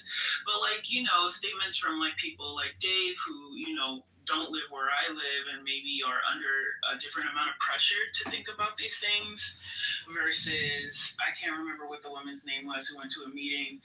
She seemed to be like very intense about the immediacy in which the United States should handle these things. And you know, I'm a pretty like well studied like media analyst, so that means like while I don't maybe have like the best and most stable like political knowledge like you guys have, I know like I've heard you guys speak about economics and things like this, I do have like a really deep knowledge of how media is used to encourage and influence people at times like these. So I do find, you know, I'm just like, I'm listening and over the complete exhibition of your commitment to your family and embrace sexual liberty. This idea of full responsibility and higher purpose and to increase your wealth and pleasure. Islamic revolutionary. And to see how that's down the road collectively as a society. Now we have a consciousness. Well, that was Dr. Adams. He said, well, you look at me. You're still on the set, chicken, complaining about being able to pay your bills, while I have no money to pay. I don't value success that way. Like, I didn't value it in my 20s, hustling and bustling and working really hard to make as much money as I could. No, I focused on, I'm going to have children. And that's what I'm going to do. However I can do it, how many I can produce. Homosexual who is never going to have a well, for me, I told you with his lifestyle, you know, talking to as people degrading, shameful, American painful, or even American by some other country. He can't see any other way to experience pleasure than by earning money or defiling himself. You know, he's unwilling. So you're like, how can you get a good answer from that person? That person is showing you, I can't see a higher purpose or calling. I am literally just, you know, materialist. How can I experience physical sensations? They have no spiritual realm. I think the thing that I found most striking was just one of the things I kept like emphasizing was that tough love is often like a last resort when you've already failed as a parent, where you've created such an spoiled, entitled, no work ethic piece of shit that they just take and like you literally have nothing else you could do besides, well, I guess get out of my house and I hope you figure it out. Whereas like if you raise a kid right, you know, you should be able to help them out to the best of your abilities and not have it stunt their development. Well, you're absolutely right, Kevin. And what's more is that when you are raising your kid, no matter how, it's not like a pass or fail thing. When your child sees nuclear weapons, that telling you're a bunch of spending other your money countries who and are your trying time to and develop, you're not to making happen. efforts. I don't know how much that makes sense. We're the good guys. I do absolutely disagree. All right. So I don't think we ever used a nuclear weapon against a non-belligerent country. The way I mean, even in belligerence. Well, so even in belligerence, if it's used, I think historically when weapons like these have been used, there's like it's like pulling your hand back from fire almost, right? What you have created is such a, and that's what my wife and I have talked specifically that, like, it's such a boomer mentality. That's why I say total boomer death. Like, these fucking boomers, this is what their children inherited. The baby boomers and Gen Xers inherited this idea that your kids need to be kicked out as soon as possible. And I thought that's wild because every single time, I found someone really highly successful I was able to talk to, and I mean economically and familially, where they had a big family and their family was, visiting them and they all had healthy relationships. You found out that the people with the most money in that relationship were always an older generation that had developed a rigid familial hierarchy and considered it a pleasure to confer monetary advantages, emotional and time advantages on their offspring. They wanted to take the kids. They wanted to take the grandkids. They wanted to treat their children and their partners. They wanted to help them buy a house. They wanted to help them go on vacation. They wanted them to have a better life. And they thought, this is how I fulfill myself in my old age. You can contrast that with the majority of the population. I'm gonna get a vote. I'm gonna get a vote. I'm gonna get a boat. I'm gonna get a boat and I'm gonna go to a boat. Yes, a boat. Exactly. I'm gonna get a boat, and then I'm gonna get a bigger house, and I'm gonna get a car that's bigger and shinier than the other guys. And then they go, hey, my family moved away, and then they wonder why they're left in an old folks home. They go, I wish I'm gonna speak to folks in old folks homes, and they tell me, I wish my family would come and visit me. There's this horror story I have. I was at a old folks home, and there's a door that separates the assisted living. Am I in the matrix? No, I hear you. Okay, there's a door that separates the assisted living section from the memory care section, and the memory care is where there are individuals indigenous people have been diagnosed with an inability to so that they can get like the way they're supposed to. I ordered that memory care. But like, just follow me here. And then they were like, oh, well, we have a nuke and they don't want to stop, so we could just stop them, and we drop it. I think the perspective that a lot of Americans have might be different on this if we had experienced these kinds of atrocities. How would it be different? I think this scale of tragedy might engage future generations in thinking clearer about the scale of what is possible, right? And I don't think that the United States doesn't do that. Which is the tragedy in that sentence?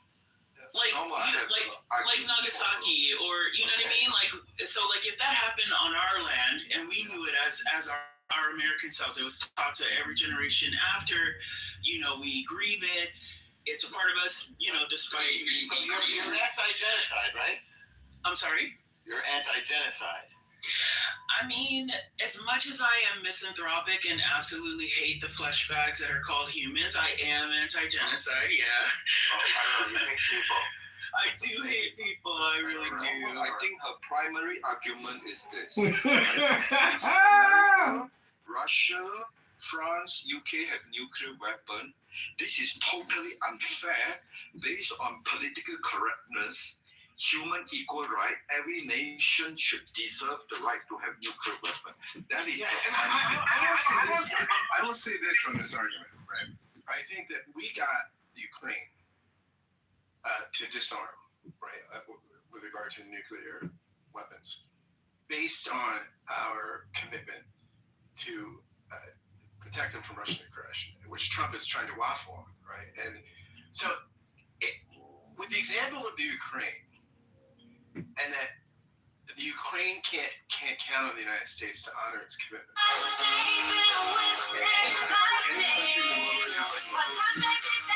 Because Ukraine would have been in a better position if they had nukes.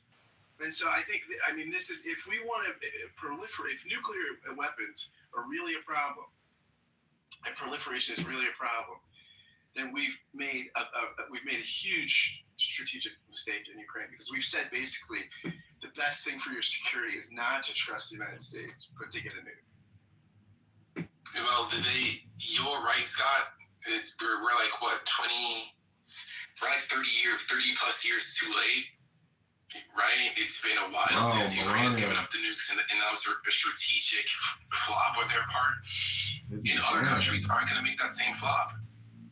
Every single country is fully aware that if you're not too big to fail, the only way to protect you from the United States is nukes.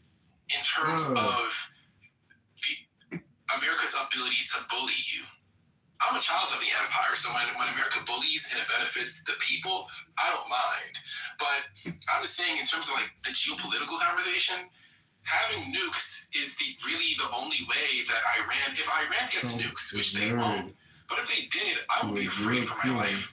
The entire point of nukes is that you don't have to use them. If they ever use them, they wouldn't exist, and it would be justified. Use them. I don't think that they'd use them, and I'm against. They said that they would. You live in an alternative, imaginary world like what Xeris is hoping for, right? So Melania, hidden hand Illuminati confirmed. Trump is married to a European Illuminati priestess. I'm not even saying anything that bad. Like I'm literally what I'm saying is a little bit nuanced. People racist. No, but why when I speak left? I'm not used to being cut off from this room. Like, this isn't like a troll space, so why can't I just finish an idea? Information that is totally. To be fair, he has been cut off every single time he has spoken. Just to be fair, you don't have to complain about it. I mean, it's not a complaint room. People don't want to hear you complaining nonstop. If you have a point, just say it. I'm complaining now. Yeah, that's what I try to do every single time I do it. I get cut off. Like, what I'm saying is let's let NPC finish his. I have no fucking idea. Dave goes after. Okay, Dave. I support the United States. If I had to choose between Palestine and Israel, I choose Israel, even though both of y'all are on some bullshit. But I don't know what the fuck y'all idiots want to hear. Like, at the end of the day, the American people, they're not in the position to sacrifice their wallet so that Israel can gain more power in the region. American people aren't with that right now. Maybe if it was 20 years ago, sure. Right. So America doesn't want to do that. America shouldn't do that, and America isn't doing that. Frank, Dave, did you want to go next? Protect America. You want speak a little loudly and more slowly, and try to be very much like logical and you clear. Want to protect America's citizen, right? You have to first. Do not go and fantasize alternative world or whatever. This is the world we are living now, right? The argument is, what can we do in this world? And you have a Mura regimes, when a kid know how to talk, that indoctrinate them. Follow me. Kill the America, death to America, death to Israel, right? So they systematically indoctrinate the people.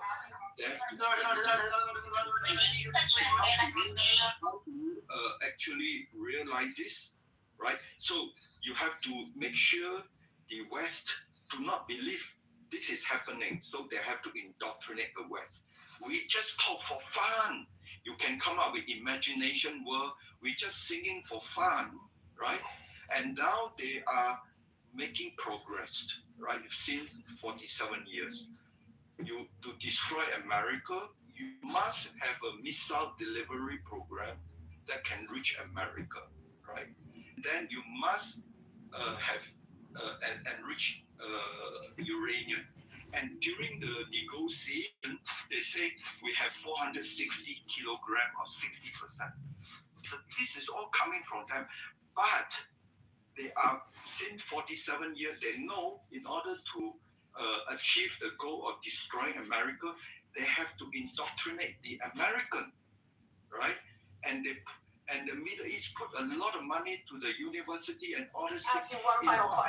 And in order to indoctrinate the America, to train the America to, when you argue, start thinking about very creative alternative world, and so that the truth will not be told to the America. Thank you. I don't know why it seems like you're attacking the parallel universe that I was describing to Elle. We were having a conversation about how I see things. right? Hidden hand Illuminati And this doesn't confirmed. actually have Trump to is do married with to a like European Illuminati necessarily being priestess. indoctrinated not to believe or not to want. Like, I don't know what this fantasy world you're talking about is. I come from a military family. Trust me, I know this feel, all of this feels, bro. I'm just saying. Actual facts, not imaginary. I understand that. Yeah. I'm just saying that. I guess my entire perspective is that there needs to be a time where cooler heads prevail, and the immediate thing isn't for old world empires to knee jerk to like blood, right? Like, You think it's a future? I mean, I absolutely think that this year, right now, in this time, is a knee jerk, right? You have no support from your own government. You have no support from your former allies. From which government? The American government? Right. Like, did Trump like clear what he wanted to do in Iran with the government? Trump is the government. Well, if No. I mean, like, no. then it wouldn't be as No. When I say the government, I mean all the branches of power. like, well, the judiciary isn't a part of this. So he has the support of the Republican majority in Congress. So yes, he does. So this war is totally legal.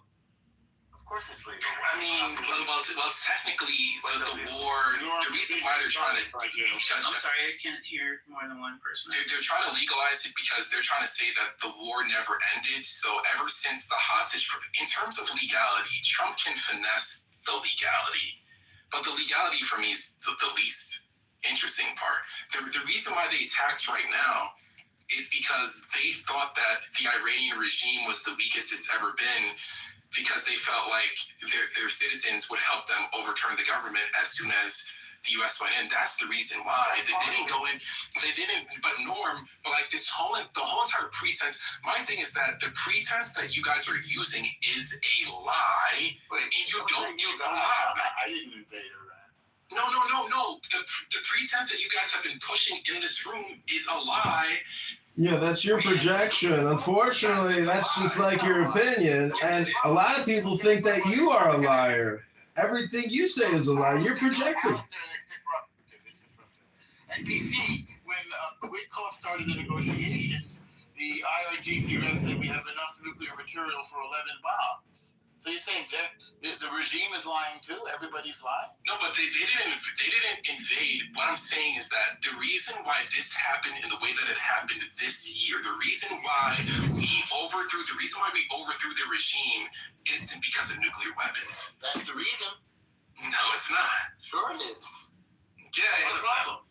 Well, NPC, I want to introduce. It's one of them, but it's not like they were rediscovering their nuclear program and were like, you know what, enough's enough. This is the reason why we're going to NPC, welcome to the world of politics.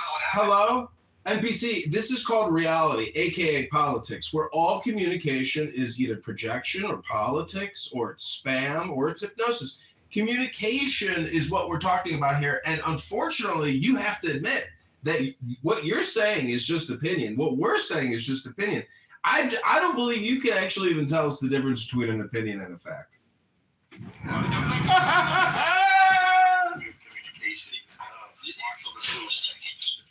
want to talk about it. So I just want to bring up a point about the U.S. controlling or trying to control other countries with weapon development. So we know Russia already have nuclear capability. Big time. And there was no argument when Russia invaded Ukraine for no fucking reason. We did they got to shooting up a lot of motherfuckers. And then Trump even went and told the Ukrainian president,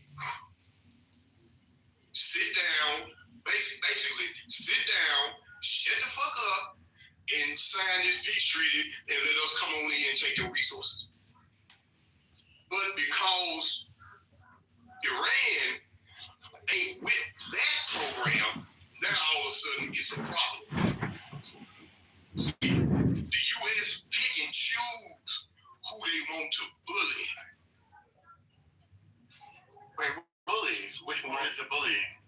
What's the bullying?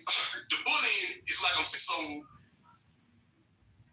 they say that Iran has nuclear capability and they gonna turn it and use it on somebody. Iran says that too, by the way. Iran says that. Okay, it's fine. But they don't have it yet. Russia already have it and it already invaded a country. And they ain't saying not one motherfucking word. So Russia and the US ain't always. We told them not to do it. We couldn't stop them. So now we're supplying weapons to you. Oh, okay. So slap on the hand, stop it. Well, no, but Franklin, the whole entire reason why they don't want anyone to have a nuclear weapon is so that they're not in a position of Russia, because we actually can't do anything to Russia, to be honest, because they have one. That's the whole entire point of the reason why we don't want Iran to have one. So was it Operation Midnight Storm, whatever the fuck it was called? When that operation was happening last year, I was happy. I was like, and I supported it because that's a good thing. Slowing down the Iranians getting nuclear weapons is a good thing. Not because I think that they're going to use them, but because if they acquire them, it shifts the power dynamics in the region, and it's not good for the American petrodollar. I'm a child of the empire. Anything that supports the American petrodollar supports me indirectly. Okay, but let's not sit here and lie. You a child of the empire? What the fuck does that mean, child of the empire? Yeah, I'm stormtrooper. Let's not sit here and lie and act like you a stormtrooper, like a Nazi stormtrooper? Is that what you saying? John and Billy. John. Oh, never mind. John, you can go ahead and speak. It's not only the nuclear capabilities that they child of the empire. You can just see now their response to this war. They're just shooting missiles at everybody. So they're very much unhinged. And one of the things that we've always worried about, one of the reasons why the world, especially Europe and America to an extent, didn't want to pressure Iran into anything, was because we were actually afraid that they would cut off the Strait of Hormuz. And this is, and from what I've read and seen online, is that most of the U.S. and Israel were pretty shocked in a way that they did that. So the fact that they did that without even having a nuke as of right now is pretty scary. It sets a possible precedent for the future, right? And the fact that, and like, let's be real, we're in this partly because of October 7th.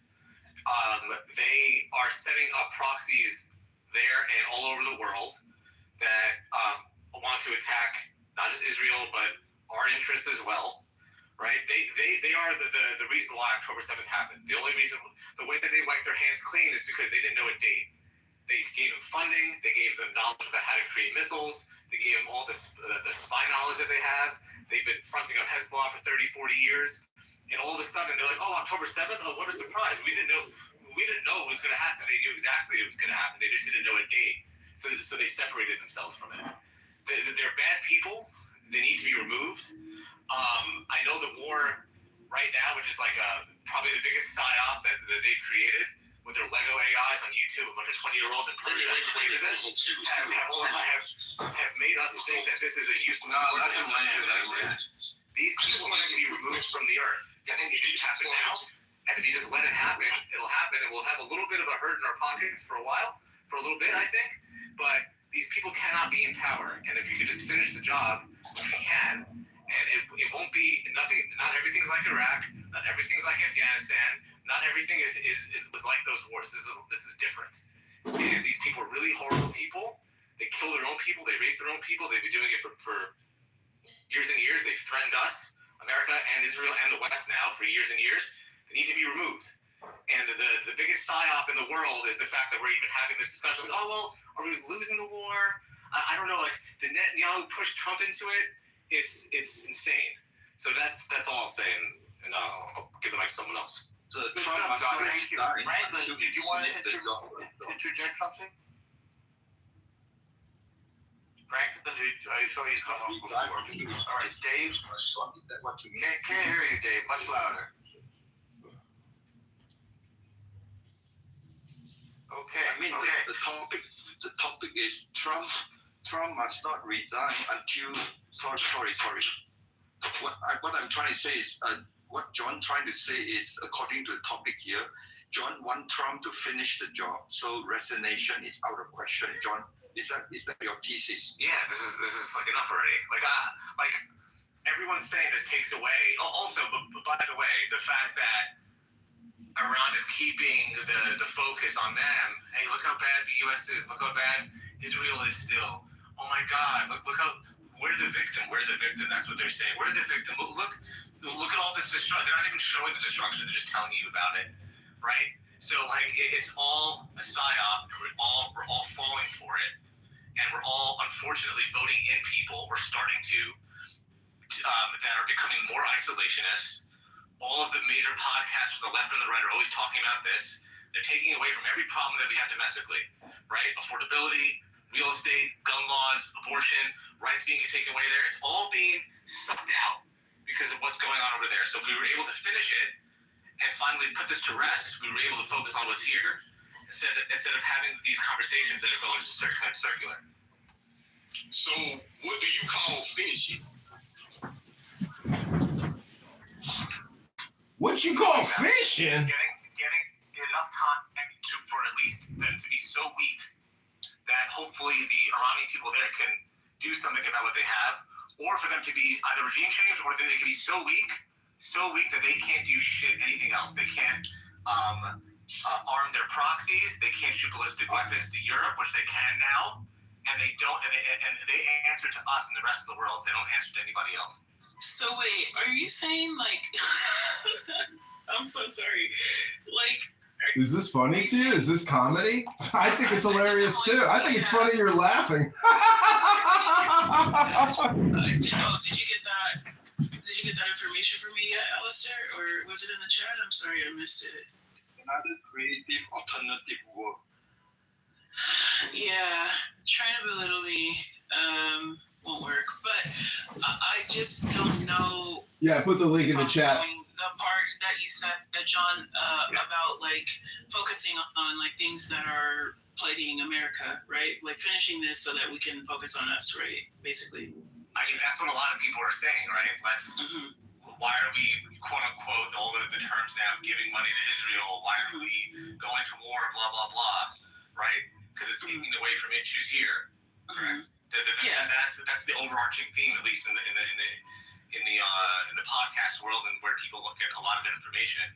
Right? So that's what if we could just finish what's going on there, the world could be a little more tame and a little more together, and and have less these unnecessary but deadly distractions. We'd be able to focus on a little more here, not just kicking the can down the road and becoming more isolationist, and having Russia and China get into the mix, and have Europe fall apart, just because, and have all these other countries fall apart. Let's focus on getting this cancer removed so we can then focus on what we need here. We are a rich country, and people can see that. And if we just get rid of this distraction, this horrible distraction over there, that's obviously that they're taking advantage of the world, then we can start focusing on what's here, not just turning a blind eye and having a mass destruction going on over there. Okay, but isn't the series, I think, I hated it back when October 7th happened and Israel responded. People acted like they didn't know why Israel was responding that way. Like there's 2 weeks before Israel responded where everyone was afraid for Israel, oh, you poor Israelis, they just got terrorist attacks. And then as soon as Israel responded, now Israel's the bad guys. No, that's not true. On this app, actually, a lot of rooms were celebrating the October 7th attack, NPC. They were celebrating the chaos, the murder, the slaughter, the desecration of humans, the terrorism. They were happy as could be, dancing in the streets on this app. Yeah, that was... What the hell? I wasn't finished. No, nigga, I wasn't done. Bro, every time I'm sorry, let me just finish, bro. No, I'm done. Let me just finish. I go into the room one at a time, NPC, and then Franklin, please. Yeah. No, I'm preferring no Edwards. NPC, you're right. We had 2 weeks of sympathy. Yes. So I'm saying that because I remember. I'm an equal opportunist. I remember on both sides. I think it's very incomplete to say they just went crazy. Everyone's afraid. if Iran sends missiles to another country, the only thing that they're hitting are U.S. bases. There's a few instances of a stray missile hitting a random building, but mostly they're attacking U.S. assets in foreign countries. That's number one. And then the biggest thing is, isn't there a reason why they're sending so many missiles? What did we do to make them take off the condom and start sending in more missiles? Like, what did we do? Did we, I don't know, maybe kill every single one of their leaders and everyone associated with them? If any country, if any country, I'm not supporting Iran in this. I'm just saying, if any country suffered even 1% of what Iran has suffered, we'd be at nuclear war. If a bomb hit Trump and killed Trump and all his cabinet, we'd be at nuclear war. Iran did try to assassinate him. That is a good point. Yeah, I know. I mean, if they got away with it, we'd be at nuclear war, period. Well, not nuclear war. So then there's yes, we would. No, we're not going to use We've nuked people for less. No, we haven't. We only nuked people one time, and that was for a genocide. For less. And the Japanese didn't commit genocide. Not less. We nuked Japan for genocide. No, we nuked Japan because we didn't feel like sending our troops in. That's the reason why we nuked Japan. Because they were committing genocide across the Asia. They wouldn't care. The government wouldn't care. The military wouldn't care. Let me make this point right quick, y'all. America wouldn't care. So, do y'all remember a few years back when Israel and Palestine was fighting over the Gaza Strip? Yeah. No. Like, give me Hamas? Yes. Well, let me finish the question. Israel and Palestine was fighting over the Gaza Strip. Palestine is over in Judea and Samaria, and Gaza is Hamas.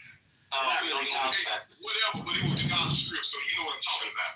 Well, you're talking about Hamas, the terror group. Okay, so they showed footage on TV of children chucking rocks at tanks.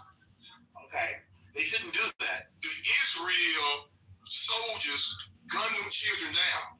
Right. Well, if you throw a rock at an armed man, what do you think is going to happen? What would you? Child. Yeah. Well, what? So that's what I think. If you throw a rock at an armed man, what do you expect him to do? No, they didn't throw a rock at an armed man. Yeah, they threw the man. Soldiers. They showed it.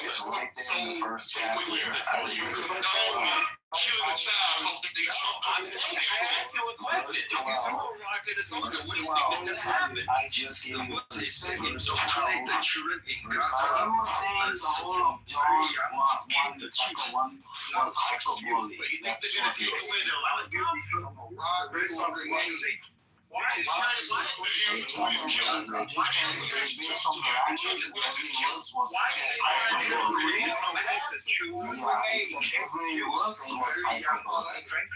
Stop the argument. So NPC argument is, what should Iran do? Yet all who did not receive him, to those who believe in his name, Hi, I'm going to briefly interrupt. Moderators, I put some links in the chat. I'd like to read them. Put me in the queue. Thank you. I'm just wondering, how does that mean that the whole thing is symbolic? What are you using? Oh my goodness, okay. Is Jesus literal? We just count all their leaders in like one day. We've been killing their leaders, a lot of them for a long time, not for no reason, but like to sit here and act like the Iranians have no incentive to like to have the same thing that other countries have, which is missiles. You can't say Jesus uses hyperbole one. Hi, moderators. Can I get a confirmation that I'll be put in a queue? Moderators, please. It's not Jesus speaking. This is the author of John. Okay. As we're not talking about Jesus right now. We're talking about. Okay. Point of order, gentlemen. I'm asking to be acknowledged as if I'm speaking and can be heard. Is he literally like all things is the created order? Okay, point of order, moderators. I don't know if anybody can hear me, but I'm asking to read some quotes from Winston Churchill on the dangers of Islam. I don't believe that I will be acknowledged, so I will just like to speak and interrupt. Unfortunately, I apologize, but I did put some links in the chat from Winston Churchill about the dangers of Islam. I'd like to read them to the room. Would that be okay? No, just stop, dude. Just stop. No, you don't have to tell me to just stop. I don't know who you are. You're just a random person on a conference call app. And I'm trying to present some really important information and some very informative information because I believe that I will be able to persuade you that Islam is a danger, that their religious and their legal code is a danger to humanity, to society, and we should fight back and fully understand what Winston Churchill was talking about when he said Islam is dangerous. The link is in the chat. Moderators, I'm requesting 60 seconds to read Winston Churchill. That's all I'm asking. No, we're having a conversation. Don't be rude, dude. This is a conference call app. It's generally for public people. I'm a public person. And unfortunately, just because you don't like it doesn't mean that I can't do it. I can just do it right now. Would you like that? It's rude.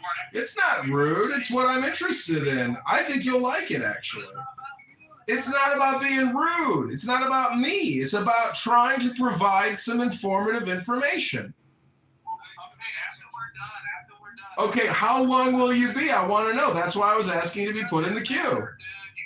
Doesn't matter. See, you're impossible to communicate with. Okay, here's the full Churchill quote on Islam. How dreadful are the curses which Mohammedanism lays on its votaries, besides the fanatical frenzy, which is as dangerous in a man as hydrophobia in a dog. There is this fearful... Swear, dude. We're going to Sorry, just real quick. Oh, shoot, he's gone. They're just over here. Okay. Like, you buy your own scholarship, you mention scholars, like, dude, come on now. Well, I was going to point like, if you look at John 6, for example, and how Jesus talks about this question with blood, right? One could look at that and say, oh, it's literal, Eucharist, not. Let's be honest. Like, oh, okay, I know what about the U.S. government? First of all, we have to agree about some terms. Who is terrorist? What do you mean? Terrorist. And Nargis isn't really paying attention, and Draco was just over talking him, and I just wanted to hear it. And I know that you guys were talking about pussy, but I still just want to hear what he was going to say. Sure. Okay, these are the Winston...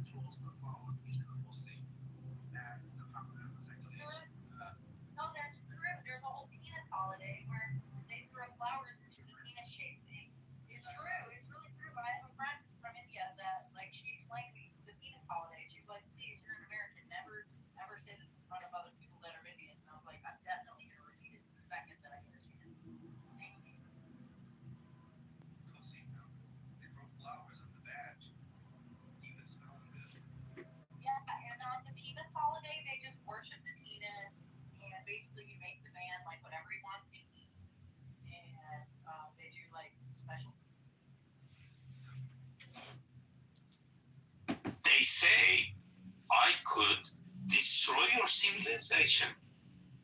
I have the power. I know you have the power. You can. But someone comes and says, Asia, you are Iranian. I don't care about you.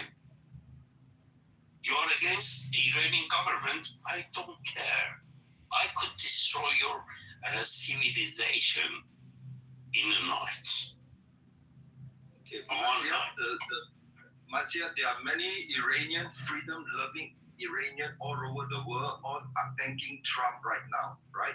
So when Trump make that statement, they don't care because they know when Trump says civilization is the 1,400 years of civilization behind the Murad regime. That is not the Persian civilization. So there are two kinds of civilization. The Persian civilization and first of all, 10% Iranian who want to support Murad regime. When Trump says civilization, it means the entire 90 million. No. When Trump says civilization, it's the 10 million Iranian who are paid by the Murad regime. So you are a dictionary for Donald Trump. You are trying to fix the stupid things that Donald Trump said. Are you a dictionary? Are you a dictionary of Donald Trump? Let's go one at a time. Dave, Shut up. Wait a second. Shut up. Dave, You cannot. let's go one at a time. First Mazir, then Dave, okay? Mazir, take as much time as you need, and then Dave can go. Go ahead. I'm sorry. When somebody who's in power says something, actually makes everything badly, screws everything, and then some people who love that person, maybe stupid Donald Trump, some people come and try to fix the problem. No, Trump said that, but he was meaning this. Okay? I'm a human being. I know. I'm talking to you. When you say something, I know what you mean. Okay? I don't need someone else to come back and say, Mazia, you have been talking to maybe, I don't know, Scott. I don't know. Yeah. All right, point of order. Just try to make some points. If you have a point, make a point. Do you have a point to make, sir? You know, when you say something, you are responsible for what you have said. His point is that he I doesn't don't want need someone else to explain to me, no, he was not meaning that. We are not dictionaries. We are human beings. Exactly. And so in the What was the point of that? so moderators, if you could please take control of the room and get us back on topic. Should Trump resign will that redeem Trump if he resigns? Or do you think Trump is even concerned about redeeming himself? He said he thinks he might be going to hell, but he said it facetiously. So the problem is, I always think that the solution, or really the conflict, is because of a lack of philosophical understanding. And I'm interested to see, because Xerxes earlier said she hates everybody. She hates people. She hates it. I know she's being facetious because I understand what she's saying, meaning that there's a lot of conflict and friction, which is uncomfortable. And so I want to avoid it. She wants to live in her little work-from-home bubble and her $3,000 a month townhouse. But the rest of the world does not live like that. If you go to Gaza, if you go to Iran right now, if you go to Lebanon, it's a hellhole, but that's because people choose violence and weapons and terrorism instead of a real economy. And so all I'm trying to say is, all communication is hypnosis, but it's also projection. It's also politics. It's also spam. It's your choice what you want to listen to today right now. Hello? Yeah, but they choose to live in suffering is a wild statement. No, but they actually, they do. So if you ask a person, do you want to suffer? They're going to be like, no. But if you want to, so right now the Iranians, there's a good chunk of them who actually, go get this money. Let me shut the fuck up. Yeah, I'm just going to answer the topic because that's what Alistair asked for. And I want to aid Al in his efforts to maintain a clean room. I typed this in chat before it came up. I don't know. I think that it's too far gone for Trump to resign. I think it would be weakness in his legacy, which I know he's very concerned about, for him to be removed or to peacefully leave for whatever reason other than death. I don't know. I don't. You don't let other people speak, please. Bro, do you have a problem? Because you live in the past. Because I've been incredibly receptive to listening to you through your accent. I've been patient enough to listen to what you had to say. So I'm gonna continue speaking, and I'm gonna finish my point, and you're gonna stay on mute. Dave, do me a favor. Just respond when she's done, okay? You can go next, all right? Yeah. So basically, it's a short point anyway. Like, I just don't think that Trump is interested in redemption. I don't think he ever was in his life, to be honest, maybe from his dad, but certainly not from us lay people. And I don't think that it would be lucrative to his legacy or the intentions for, his future generations. I think it would be weak, which he's concerned about looking like in front of anyone. And I think it would further destabilize the position that America currently has. Okay, see that come down. So basically, when we discuss, we can either discuss based on truth, based on statistically significant truth, there are many truths, or you attack based on one point, and then you disallow other people to go beyond one point. So that's your only chance to win the debate. So when you say that I don't care about anything he said except when civilization destruction, that is the only point I care. I don't care about other things you do. And for my opinion, that is the most important thing. Yes, agree that is very important, but your opinion does not represent a lot of freedom-loving Iranian in multiple cities in the world, all thanking Trump, come and save us. Okay, they all ignore Trump saying civilization erasure because they know that means the erasure of the Murad regime based on 1,400 years of civilization that is foreign to the Persian civilization. That foreign civilization must die so that the ancient original Persian civilization will emerge like a phoenix, and that is the whole point. So if you only focus on one thing he say by mistake that you can understand and stand on your argument, this is not the room for you to continue. This is a room where people who are intelligent, who do not start with the argument that I'm in the media, I would like to talk about alternative scenarios. You don't have to be that pejorative about somebody's. It's not kind. Also, the question should be answered with a presupposition that you are giving your opinion, in which case there is no debate on my opinion. It's objective. So you cannot argue subjectively how I fucking feel, bro. So pipe down.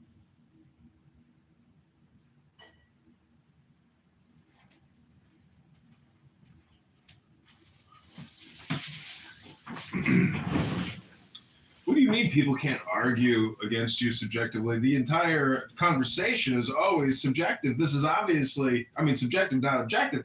What I'm trying to say is that all communication is essentially hypnosis. The more you think, the more you speak, the further from the truth you're going to get. So essentially, it's all political communication all the time. I'm just trying to suggest that if you want true joy, if you want true peace, just become a lawyer or an attorney, because the law is essentially nonviolent. And that's where I think everybody wants to be. I'm a socialist. I want equity for everybody. I don't want homelessness. I don't want disease. I want equal opportunity for everyone to achieve their dreams and goals and prosper. Abundance economics. Everybody wants the same utopia. But you're the problem.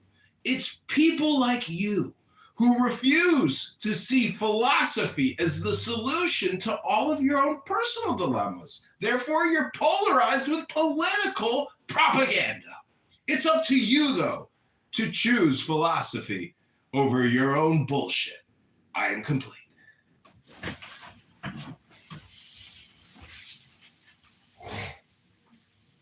Facing here is 1933, right? We saw a Nazi regime coming out. Everybody stay silent. peace. 1938 Munich, right? They signed the agreement. Okay, it will be peace. And the UK Prime Minister, look, I have the document. Peace. Okay, but then we end up World War II. And then a couple of years later, Winston Churchill wrote in his book, when you have time, opportunity to stop the war, and you say nothing without bloodshed. And then when you have a time to stop the war with some bloodshed, and you say nothing, right? Until when you have absolutely no other option but completely subjugation with little hope of surviving, and then you fight. What Trump is doing right now is different from the last 7 presidents. The last 7 presidents all briefed by the CIA. This is a fact. Iran regime is so crazy. It has an anti-ideology. It would block Hormuz, the Strait of Hormuz, and bring the whole world into chaos. What would you like to do? Every single one of the last 7 presidents do nothing because they may lose the election. They would cause exactly what MP said. We are worried about our daily oil, gasoline price, blah, blah, blah, and everything. All single one of us has 0 ball, has tiny little ball and do nothing. And they never learn from what Winston Churchill wrote. It says how to prevent World War II. Until 2026, they come up one with the biggest ball against all the no courage president of the past, the last 7, and doing the right thing, irregardless what consequences, because that is the right thing to do. The right thing to correct the mistakes the French left made in 1979 to escort Ayatollah to the Thailand. And President Trump is correcting the history, and everyone here is living in a political correctness, ideological, left-driven world, not to see the truth and ignore the history. That is the problem. Trump's approval rating with the Republican Party currently stands at 83.8%, according to Real Clear polling average. Fox News has him at 84. Quinnipiac has him at 89. Big Data Poll has him at 82. Economist YouGov has him at 82. CBS News has him at 88. This is again amongst Republicans. I don't understand the question. Should Trump resign? Why would he resign? He's popular amongst his party, the people that elected him. You can disagree with him or agree with him. That's fine. That's fine. You're right. But I mean, I skimmed over the article that's posted at the top. It's insane. The article's insane. And somebody who obviously just doesn't like Trump and has a attitude around him. That's fine. Again, you have every right to have the opinion. William S. Becker is an opinion contributor. But the entire premise of the article is his resignation is his last chance of redemption. It's silly. Why would he resign? He's popular amongst the people that voted for him. Xerxes just said that Trump is trying to rewrite history. Isn't everyone rewriting history all the time right now? Even your very existence in this room is an experiment in history in the making. Link is in the chat. Welcome back to Should Trump Resign Immediately? Will he redeem his soul? Will he redeem the soul of the nation? Hello?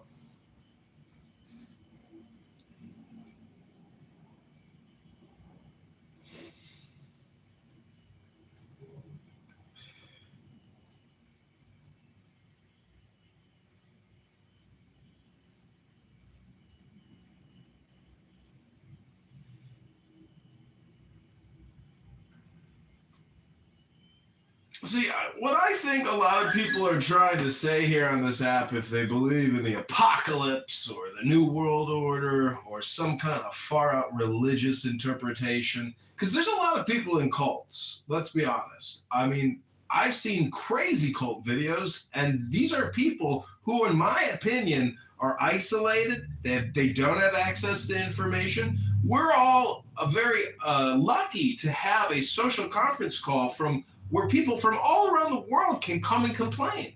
I recently started the Jewish Complaint Department, another house here. And if you want to complain, we will take your complaint and create a room about it.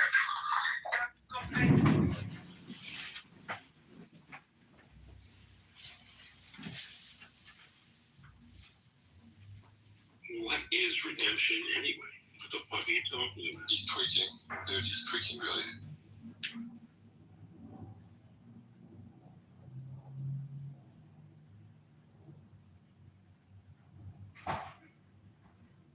Go back what Scott started, how to improve the message.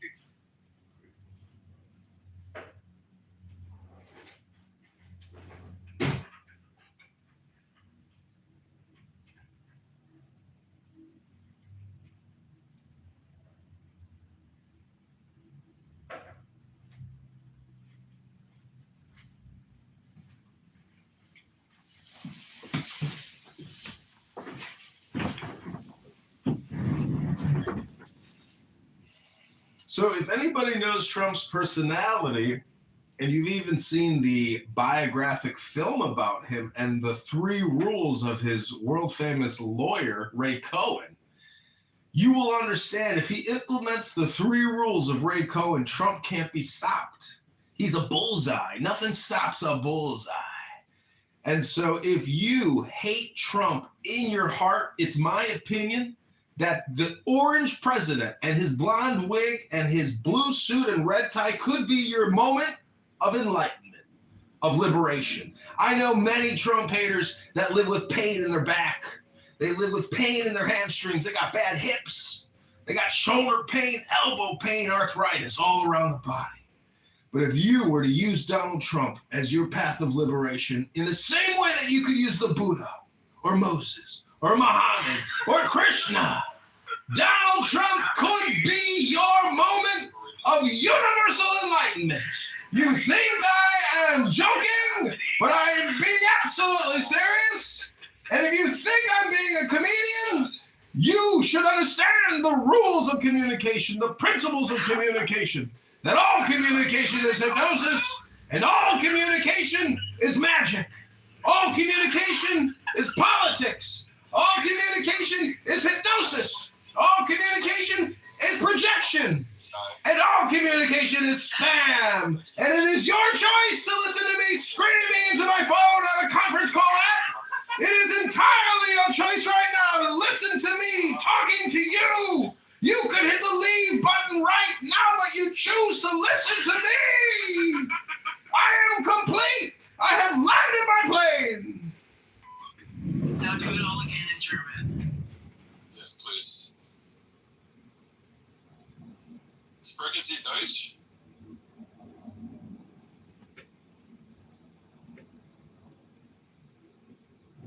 Well, maybe that's what happens if you spend too much time here. I don't know. It's my first time. Did he leave? No, I think he's right there. Oh, no, there he is. Oh. Kitover, my man. What's going on, buddy? Balls, Scott. Like, he's tripping balls. He's the man. That is my man. Yeah, he's on something out there. He's something. Well, I'm being facetious, but, you know, I listen to a lot of psychonauts, and, you know, Trump just signed this MDMA or this psychotic, psychiatric,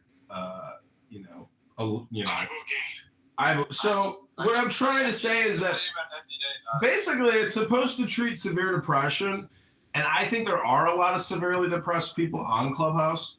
But at the same time, I think intelligence is probably the natural way to alleviate depression, and that means books.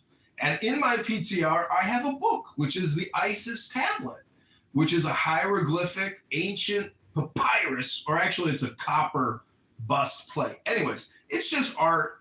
And so all I'm trying to say is be creative if, you know, your life is retrograde and it's not going so well. The problem with Islam today is that they're still living in 1655 or 1455. It's not 2026 to these people. And that's the danger, because when science and AI catches up with Islamic terrorism, the industrial Islamic terrorism complex, the world has a very, retrograde philosophy. If you're a woman and you analyze Mohammedan law and you realize you're just property and you're always tied to the hip to the man and you want to be liberated, nah. Not in Islam, baby. We own your ass. And that's why women have to endorse the war, because women hold up half the sky. And you should accept personal responsibility for this war if you're a woman. And until I hear you accept personal responsibility, I don't believe a woman has ever accepted personal responsibility for a war. Because this is a war against philosophy. And the Islamic philosophy is terrorism, sexual dominance, and all kinds of other disgusting Mohammedan laws, which I'm not exactly sure about, because I am not a Muslim. I am complete.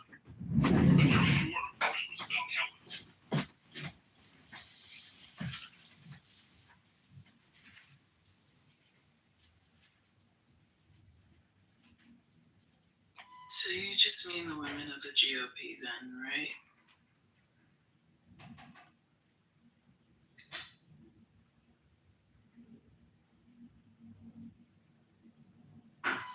Yeah, That was women of the GOP. Are you taking it? British women on earth. Oh. Okay. Why do you feel like that? Well, Trump is a rapist. So you get in there. Well, you think he's a rapist. You think he's a pedophile. You think he's a cannibal. What planet do you live on, sir? Okay. This guy's like a wind-up toy. They're going to need to do another bump apparently. Jeez, No, these are things I hear on the app. My brain is like a recording box. I'm repeating back to you the bullshit that I hear projected from this conference call app called Clownhouse, which sells all your So data. why don't we focus on one thing at a time? Okay, Billy Sunshine, tell us where we're at. Shut the fuck up and listen for a minute. Okay, tell us where we're at, Billy Sunshine. Was it Trump who said grab him by the pussy? You can do that when you're famous. Was it Trump who was found guilty of sexually aggressing on a woman? Was it Trump who had to pay off dozens of women? True or fact? False or true? What do you think? true or fact? Yeah, really sorry. Well, I went through the Epstein files, and you know who I saw in the Epstein files? I saw Bill Clinton in every single fucking file having a good old time with Jeffrey Epstein. The best fucking time. I didn't see Donald Trump having the best time with Jeff, but I did hear where Trump called the Miami PD and said, you got to take care of this fucking guy. He's a problem. But you didn't see Trump having a good time with Jeffrey Epstein? No, I did. I'm being And like the multiple photos? I'm being facetious. Okay. Can't tell the truth because they have to vote. No, I think he's a. Yes, Trump the rapist. No, he's. Which is not what they call I it. can't even tell. Trump the rapist syndrome is what everyone follows Trump has. If you don't understand that Trump is the worst thing that ever happened to this country, you're not paying attention. It's Trump who's trying to stop science in the CDC and places like Harvard. It's Trump who allowed Musk and his boys to get in there and destroy USAID, and now 600,000 people have fucking died. So that's it's Trump who doesn't let the Congress do their job. Everything about America that is good, Trump is attacking. He's our Orban, and we have to treat him the same way. He's our Orban. It's Trump whose best friends are all dictators, not our traditional friends. Trump is a disease, and we've caught it, and we need to get rid of it. Well, see, that's why I say, Billy, Trump could be your moment of enlightenment. I'll be finished in a second. The idea that he would ever resign, that's insane. He's incapable. Of course he's not going to resign. He would never pull a Nixon. Nixon says he even regretted it. You would regret that decision because then you got Hillary Clinton giggling and laughing that she ruined your life. And if you want to go down that path as a man, you are a stupid man. And so, Billy Sunshine, all I'm saying is that all communication is projection. How much of yourself do you see in Donald Trump, Billy? Too much, I'm afraid. I eat the same way he does. But you're I can't get over what you said though. You said Trump is the worst thing to happen to America. Yeah. Like worse. And I used to work for a guy on my radio station who thought Trump was the best president we ever had. Man. Worse than slavery. No. You just said that Trump is the worst thing to happen to America. Well, you know. Worse than the Great Depression. It's 80% true.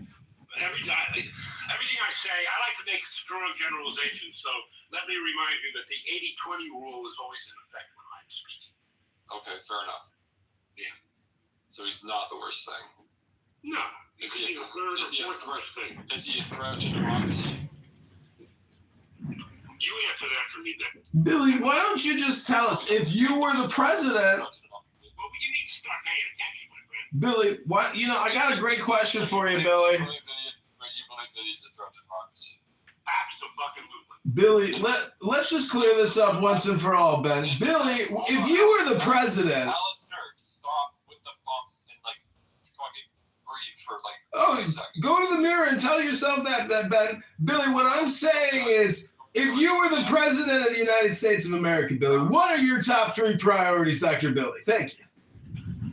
So, Billy, is he really a threat to democracy, or is he only 80% of a threat to democracy? He's really a threat. He's 100% a threat to democracy. So, Billy, if you were the president of the United States of America, what would your top 3 priorities be, Dr. Billy? He's not interested in listening to the other 2. That's pretty clear, isn't it? So, do you think that during the next, either the midterms or the following presidential elections, you think that there's a chance that we don't have an election as a direct result of Donald Trump? That's you're saying. Yes, I believe that Donald Trump is going to find a way to postpone the election. He's going to say, what he's going to do, he's going to have his bully boys come out and kill. I've got some new Trump derangement syndrome pills. Shut the fuck up. It's in the pharmacy section next to the Constitution, and my attorney and lawyer, you should try to take a TDS pill sometime and reread the law, because your projection is insane. It's very low IQ. And I don't know what world you live on, because lawyers, Supreme Court, Congress, you guys are delusional. You guys are having your own conversation. You're screaming into a conference call. Yeah, that's good for you. There you go. You just leave. Go meditate. That's what you need. There you go, gentlemen. Now you come to the realization and the enlightenment that I hoped you would find, which is the leave button. Because just like that movie Network, when he says, open up your windows and scream out, I'm mad as hell and I'm not going to take it anymore. Network. You should go see it sometime, ladies and gentlemen. And you'll realize that what Scott and El Normo here are doing is they're actually putting on a network TV show on CBS right now with Barry Weiss. And I'm happy to be a part of the production as a co-producer. Success requires excellent content, and good content should bring you the contentment that you're looking for. If you come on here every single day, 8 hours, 10 hours, 20 hours a day, or you record rooms 24 hours, 7 days a week, like me, or Dr. Francine, who's got opinions on everything as well. The point is, the brain can present an incredible variety of opinions on every single topic that there is on this app, which is so exciting. Thank God for you, because you are special. You are beautiful. And right now, at this very moment, you are being hypnotized by Alistair. And if you don't like poetry, well, guess what? I bet you're an anti-Semite. If you don't read poetry at least once a week, I guarantee you're an anti-Semite. It's 100% fact. It's like being on Hinge or Bumble. If there's 2 chicks and there's a fat girl and an ugly girl, it's 100% always the ugly girl. It's never the hot chick. These are the rules and laws of nature, and there are psychological components of anti-Semitism that require these people to hate poetry. They hate life. Life itself they hate. I am complete. I rest my case. So do you have one of these like episodes per day, or? Only when I'm live on YouTube creating content. Link is in the chat. Oh, you are Currently, right now, for the past 2 hours, 50 minutes, this is all being sent to Barry Weiss at CBS, FYI. It's a new show on Paramount. Is it a new show, or are you trying to get picked up? No, it's new. We got it signed 2 weeks ago. Thanks, El Normo, for the contact. Send you your royalty check later, babe. What's the premise of the show, Alistair? It's just yelling. Yeah, it's content. You ever been to a bang room? I don't know what that is. Oh, just go in the hallway on Clubhouse, hit the leave button right now. Go in the hallway and click on any room and just take a little sample. That's called a bang room, baby. All of the rooms are called bang rooms?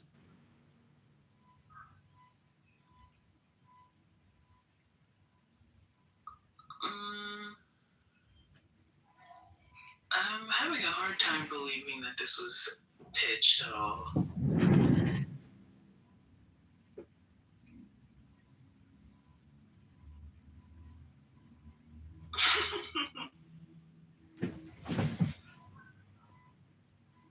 I don't know. Like, who would watch it?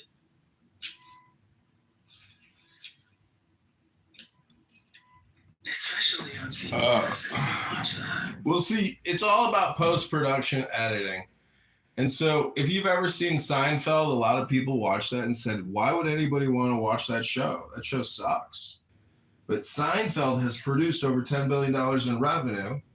And I think if you analyze, how much you get paid per word in your life, I think we would find out that I probably get paid a lot more per word than you ever will. It's just my opinion, but I could be wrong. You want to be a part of the show? I'm already entertained. I'm good, thanks. And I certainly would never work for Barry. That's crazy. But, I mean, congratulations to you, I guess. Ride the wave while it exists.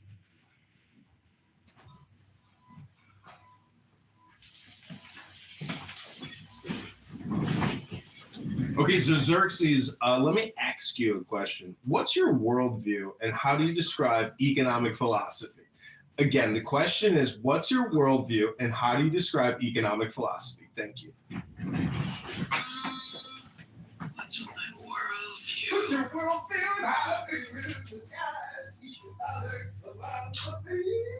What is my worldview? I mean, I don't have too much faith in the generations of the past. That's my worldview. And the generations of the past seem to have like an incredible amount of power right now. And it seems unusually oppressive.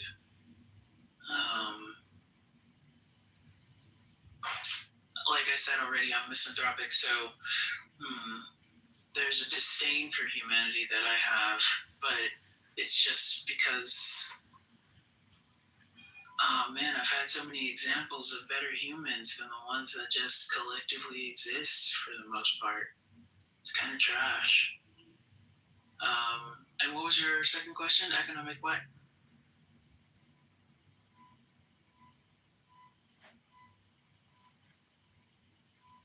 Hey, Alistair. Economic what? All right, the next question is, what was the last book you read?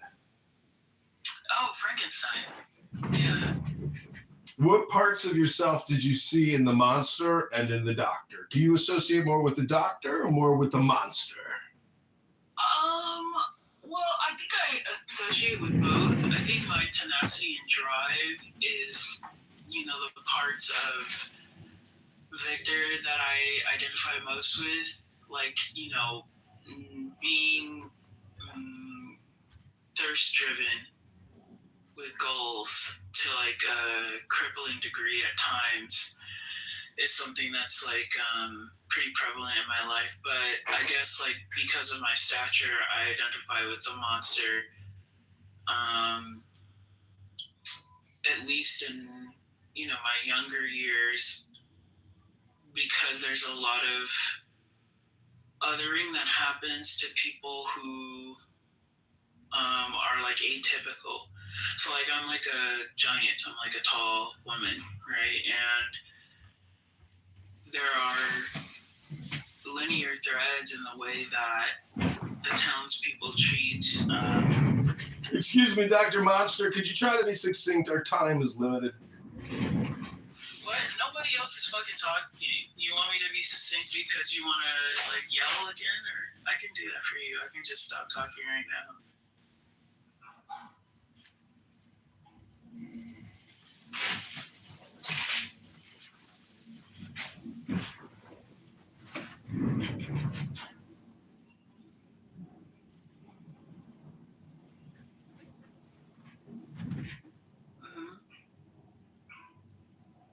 So, ladies and gentlemen, I just want to prove a point that there is a 100% correlation between anti-Semites like Xerxes, Franklin, NPC, and many other anti-Semites on this app. They do not like poetry. They do not read poetry. If you ask them the last book they read, it wasn't a poetry book. There is a 100% correlation between anti-Semites and people that don't read poetry. So if you haven't picked up a poetry book recently, I encourage you right now to pick up a poetry book and live a little. Life is full of joy. Xerxes, I wanted to ask you a question.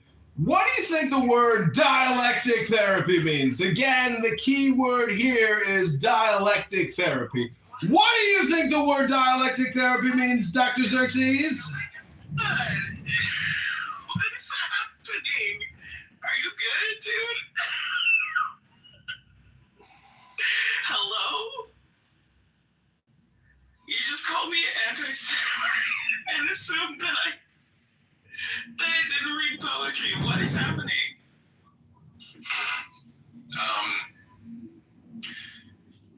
So I guess I'm anti-Semitic. Goddamn. I mean, I guess I'm anti-Semitic because I don't want to pay more at the gas pump. Huh? Yes, like, I guess that makes you anti-Semitic sometimes, like higher gas prices. And that's the question. All communication is projection. Can you imagine going to the gas pump and filling up your car and being like, God damn, that was $100. I guess that makes me an anti-Semite. Could you imagine coming to a conference call app to just talk over people like it was a schizophrenic jumble of a bang room? People just screaming into their phone by the dozens, talking about nothing. I am now going to show you a quick sample of what Clubhouse is like in what they call the trenches or the ghettos of Clubhouse. Ask that shit look good. I do this and that, and it's flattering to her. Where other niggas say shit, she gonna be like, nigga, you weird, nigga. So certain niggas, they like to be objectified by certain men. That's all. It's definitely by certain men, and it's definitely certain women like to be objectified, because not all women like to be objectified. Also, the men that flipped it on her, because I know you can't then when you can't then rain. She was making it seem like, and I know you can't then, you say, yeah, right, cool, but she was making it seem like every nigga that dress a certain way is a degenerate ass nigga, right? And you can't get mad because the niggas flipped it on her, and if they were trying to make her feel bad, because no one had that same energy. No one had that same energy when she was in here unsollicitedly attacking people. No one attacked her. Flicks. So what I'm trying to point out is poetry is a hell of a lot more interesting than Clubhouse. An audiobook by Alan Watts is so much more fascinating than Clubhouse. So why do people choose to listen to what I would call the trenches hypnosis, the hypnosis of the trenches? Hello? Ever hear of Shakespeare? Ever hear of Edgar Allan Poe? Ever hear of Aleister Crowley? Laughing at him, he thinks he's funny. It is. You guys don't find this funny? I find No. John Kitover. He's No, this is hilarious. This is Kitover. This is Kitover. Yeah. Wait, why are you saying it like that? He's a Clubhouse celebrity. No, That's the I think he's more of a Clubhouse historian, maybe.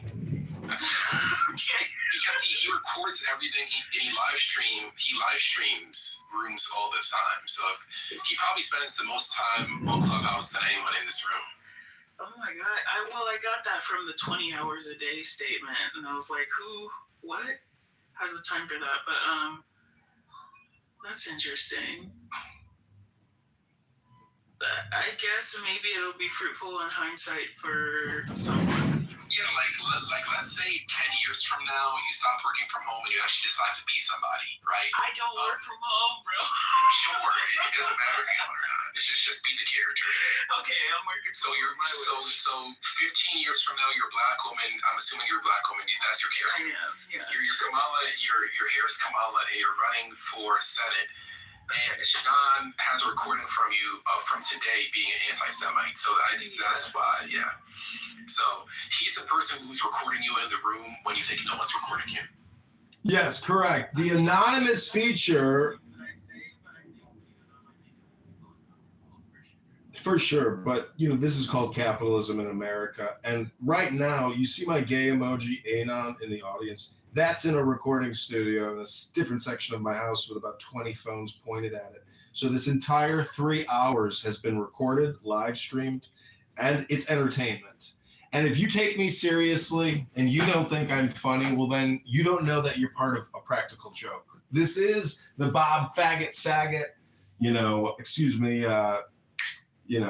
you're on hidden camera. That's the show I run. I produce it for Barry Weiss here at the CBS facilities in Hollywood. I submit the tapes, they review it, they edit it. If they want to use it, they use it. But I'm just a content creator here working for Barry, and God bless you all. I hope you have a fruitful and productive day. Thanks for being a part of the production. If you are upset that I record and live stream Clubhouse, well, that's a you problem.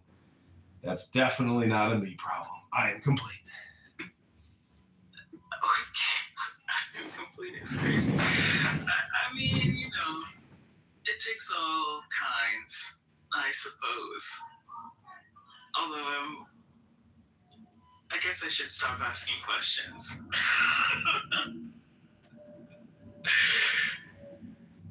I don't understand. It's not actually content creation. It's content regurgitation, right?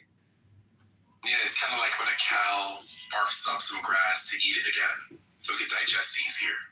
Yeah, creating things would be, something generated from the self, and not just like a different form of a React video.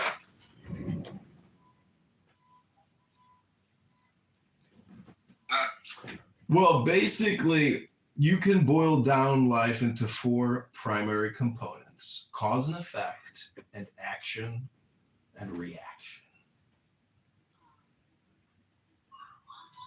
Okay.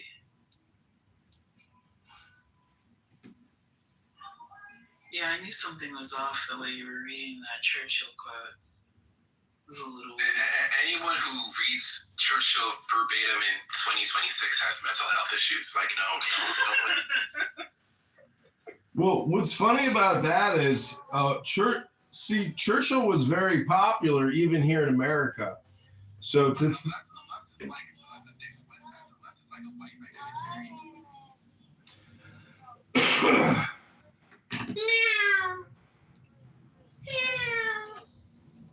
What is wrong with you?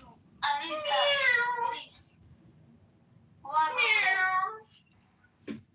Yeah, let's talk. Take it out of me, Habibti. Let's talk. Nam, Habibti. Speak. I don't understand you. Please speak normal. Yes, Habibti. Normal is not gonna happen here, bro. I'm sorry about that. Why? What is your? I understand you harassing. I understand you not. La, Habibti. We understand. La, Habibti. What is wrong with this guy? This guy is. What is your problem? Are you a child? I think this is Giant. This is Alistair. What is wrong with him? Well, it's clear that Alistair is a child. We're not talking about This is Giant. What's interesting is our Lord and Savior said if you want to be saved, you have to be born again as a child. What does that mean?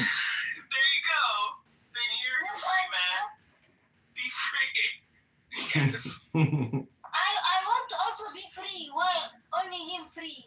I want to. What? I can't. Yes. I'm not granting anyone freedom. It was just a term.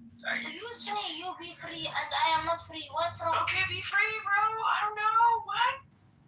Okay, sister. What is wrong with you? How are you? Are you good? I don't know. What's So happening. the thing about Clubhouse is it is also an ELS platform. English is a second language. If you're looking to improve your English language pronunciation skills, go to pronunciationworkshop.com right now. Are you looking to learn how to speak Native American English? Well, this is your big opportunity. This is a quote from the Native American Wisdom book. It goes a little something like this. My heart is filled with joy.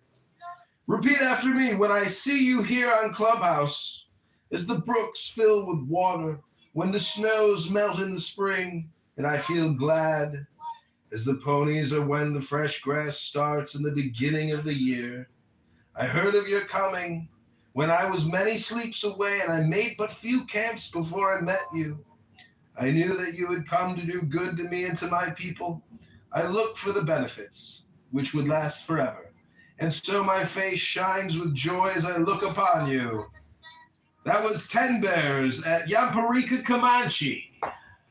That's Native American philosophy. Isn't that beautiful? Moderators, welcome back to Should Trump Resign to Be Redeemed? We haven't heard Scott do a Trump impersonation yet in this exciting room. Scott, take it away! Please take a break. Habibdi, I want to get Scott to do a Trump impersonation to give us a new national address so I can clip it and put it on YouTube. Take it away, Scott!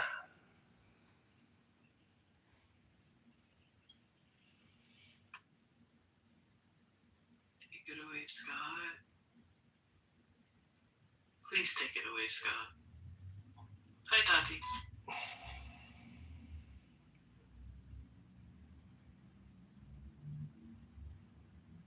Got it. Oh, hey Xerxes, I didn't know I was on stage or off mute. What's going on? Just listening. Interesting room.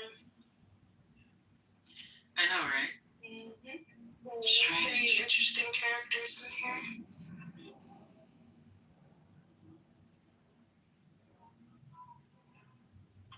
It looks like it's dark, so. I just describe it as like, you know, like a shaken bottle of soda, just waiting for somebody to pop the top. This room shows you the state of Clubhouse. It's over. Matt, why do you believe that? Not that I have, you know, any dog in this fight. I will say one thing about the demise of Clubhouse. So I'm part of it. I mod in 2 rooms pretty regularly. I don't do pop-up rooms very often, but I mod in like 2 rooms. One's called the Critical Thinking Forum, which is mostly about politics and news. At 5 o'clock every day, EST. And we've gotten as many as like 1,200, 1,300 people in that room. And like, you know, we run it for usually less than 2 hours. Our numbers are way down. And then I you know, to a few hundred at the best. And then I mod this with this guy Steve Appel on the weekends. These 2 rooms, Ask Uncle Steve and Ask the Atheist. And again, those rooms we've had as much as, you know, 1,000, 1,100 people come through in 3 hours, and we get nowhere near those numbers now. So I think we're in like a multi-stage decline. I think like the first big decline was post-COVID. That's when a lot of people fled the app. They got back to life, you know. And then there's been some other decline, and now I think we're seeing like some of the last you know, bits of decline right now. It's one of the reasons why we're experimenting for this room, the Critical Thinking Forum, with Twitter Spaces, because we're like, we need a backup plan for when, you know, the Clubhouse just pulls the plug, right? But it seems like it could be at any time.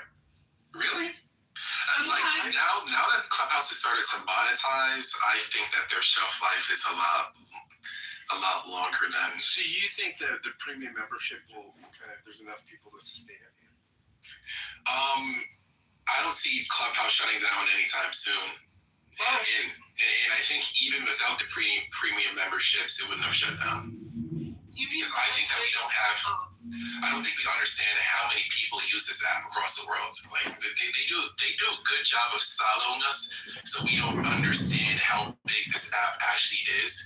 On the U.S. side, it's smaller than it was during the pandemic, but every single tech company overestimated the returns that they get from the pandemic. That's why there were tech layoffs. But I still think Clubhouse is here to stay, most definitely.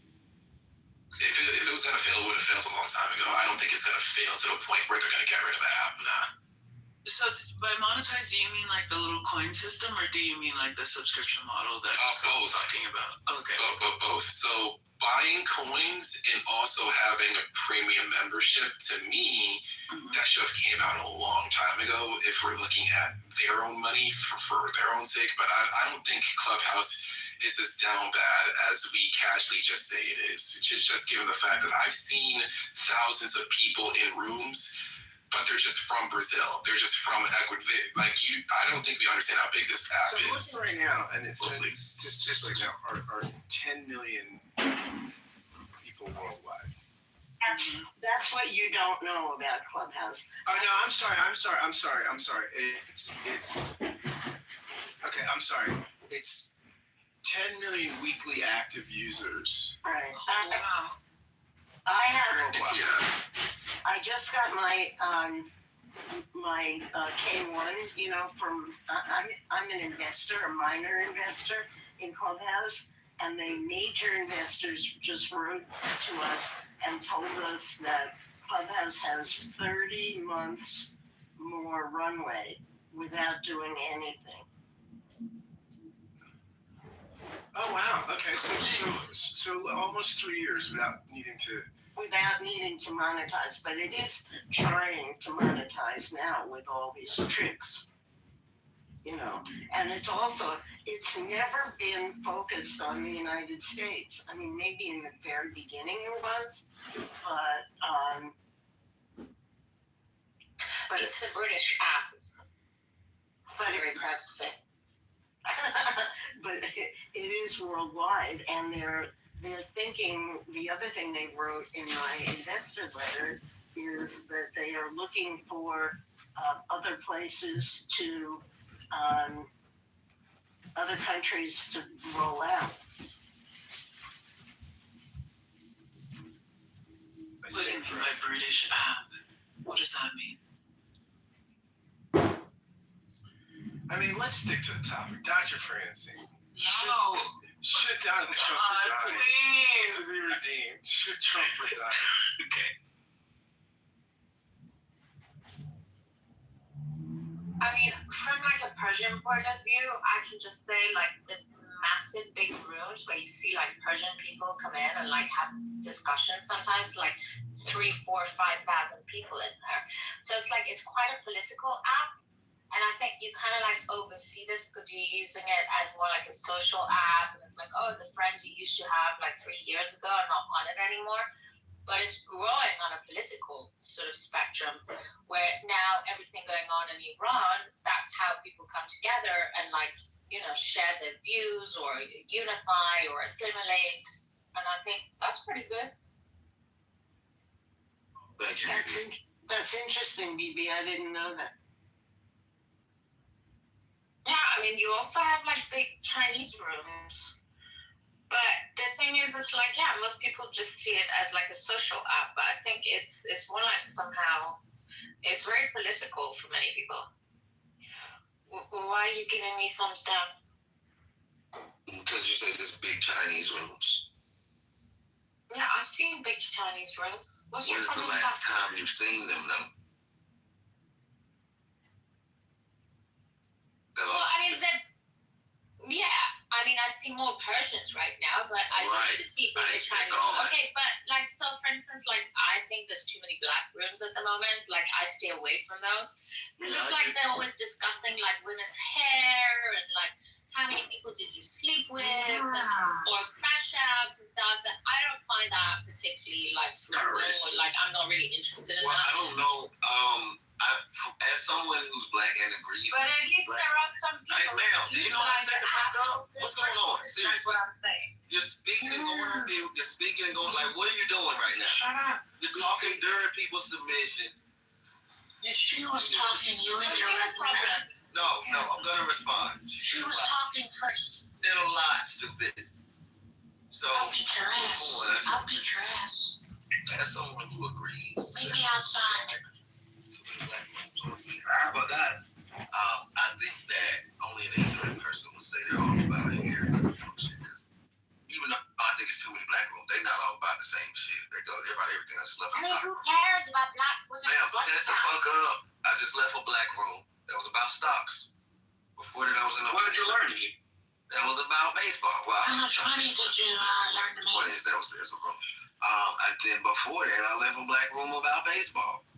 What you learn? There was a black room about geopolitics. So I do agree with too many black rooms. I use other races more. I still do because I have a good algorithm.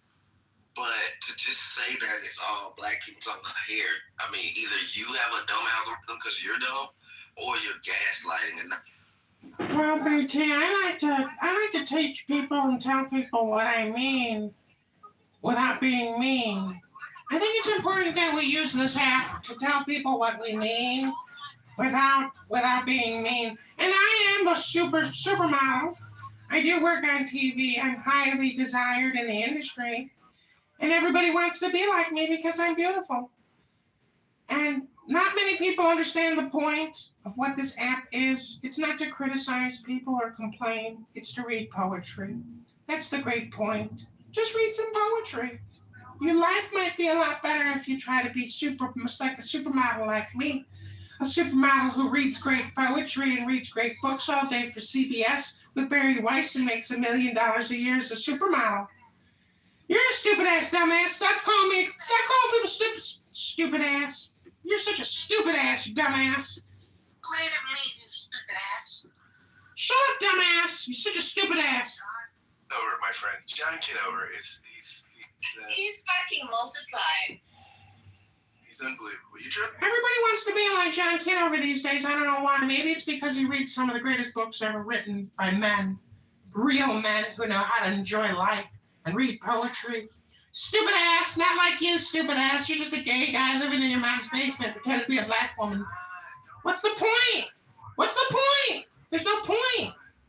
He's a gay white guy pretending to be a black woman. That's ridiculous. Not me. That's stupid. That's not me. That's stupid. What's the point? John. So Xerxes. Yeah. Let me ask you about you a little bit. Sure. Interesting. So what rooms do you hang out with? I spent time in RPO. When I use apps like I don't know RPO. Oh, research purposes only. And it's a group of mostly women. Well, I mean, they're multiracial people in the room. They're from everywhere. They live everywhere. Got it. Yeah. No, not everyone. Okay, did you guys want to answer the question? Okay, I'll let them answer your questions. Thank you for putting stupid in the goo. I put stupid in the queue. Yeah, okay, so you hang out there. I don't know research purposes only. I don't know what that room is. We just hang out and they talk about, I mean, it just depends. They are topics that are largely centered around the African diaspora, but it's like more nuanced than just like typical gender war bullshit, which is the thing that's like kind of kept me around them because I can't really do gender war stuff with people who like don't love themselves, which seems to be a large percentage of people on Clubhouse. So But yeah, and then other than that, like, because I've only been in Clubhouse for like 6 months or something like that. Oh, wow. Yeah. Well, that's amazing. So you were here. I was newbie. Yeah, I was in for the golden age. I came in during COVID. Yeah, well, I think a lot of the remaining people, like all the people here, pretty much are remainers from that time, the survivors of the pandemic. Which is interesting to hear, like all the lore, you know, like we'll talk about things, and then somebody will come in with a lore bomb, and then everybody's like, oh no, because like back in 2022 and all, I'm like, I don't know what's happening, but I'll just listen, you know. Like some of my best friends in the world are from Philadelphia. That's crazy. Yeah, I'm really. I'm kind of moving around again. I'm a little bit back to Philadelphia. I have all my stuff with me. And a friend of mine from Clubhouse, I've met multiple times. She's picking me up and driving me back to Philadelphia. Oh, that's nice. Yeah, I have a friend from LA. I've stayed at his house. I've met up with sister. I mean, there was a camaraderie back then. Mr. Trump, are you friends with Jeffrey or just collecting compliments? I think different connections, like, because they're going to those different social audio apps and different social apps, like Discord and a couple of others, and like they all have their own behaviors. And I find that like Clubhouse is more so like a mixture of people who are either like kids of the internet who grew up on the internet, like they know like internet etiquette, they know when to spot a troll, they know all those things, and then also sprinkled in heavily with like people who use this app like a diary kind of almost, so like they'll come in, they'll drop in for however long, it doesn't matter. Are you friends with But Jeffrey? then there's always the knowledge that you just go back to your normal life, you can uninstall this app at any moment, it actually doesn't mean anything. And that's those two confluences are really cool. With Jeffrey? But then what I've learned in Clubhouse is that because some people are operating inside the internet and some people are operating outside of the internet, tensions arise and, you know, consequences come to people who didn't know were possible. Because Answer my question, Mr. some Trump. people don't know that they're Did you talking join to the real life Mile people High Club with a who gray do and a real life man shit. the other day? I tend to. That's my question, Mr. Trump. One of the things I like best about Clubhouse. Ask you one final question before I let you go. We've talked about it time and time again on Chicago Report, the team takeover. A lot of people seem to pass the buck when it comes to this topic. They say, that was a good social discussion. media is Like, this argument was super we rarely hear provocative. that people come. It was interesting. Step it out. 1, 2, hands across. That's it. Feel that sweet shake. Now we breathe together, sink into it, or you're too open it. It's civil discussion. It's interesting. Yeah, that's kind of like what I'm used to. So I'm a Discord user. That's where I come from. Yeah. So I'm like kind of used to. Oh, moderators. Moderators. Moderators. It's a hard shift, dude. Excuse me, moderators. I got a question for both of you, and I just would like one sentence, not more than one sentence responses. Can you tell me what philosophy is? Etymologically?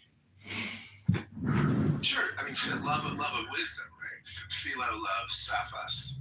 I mean, no, beyond that. I mean, I just asked for one sentence.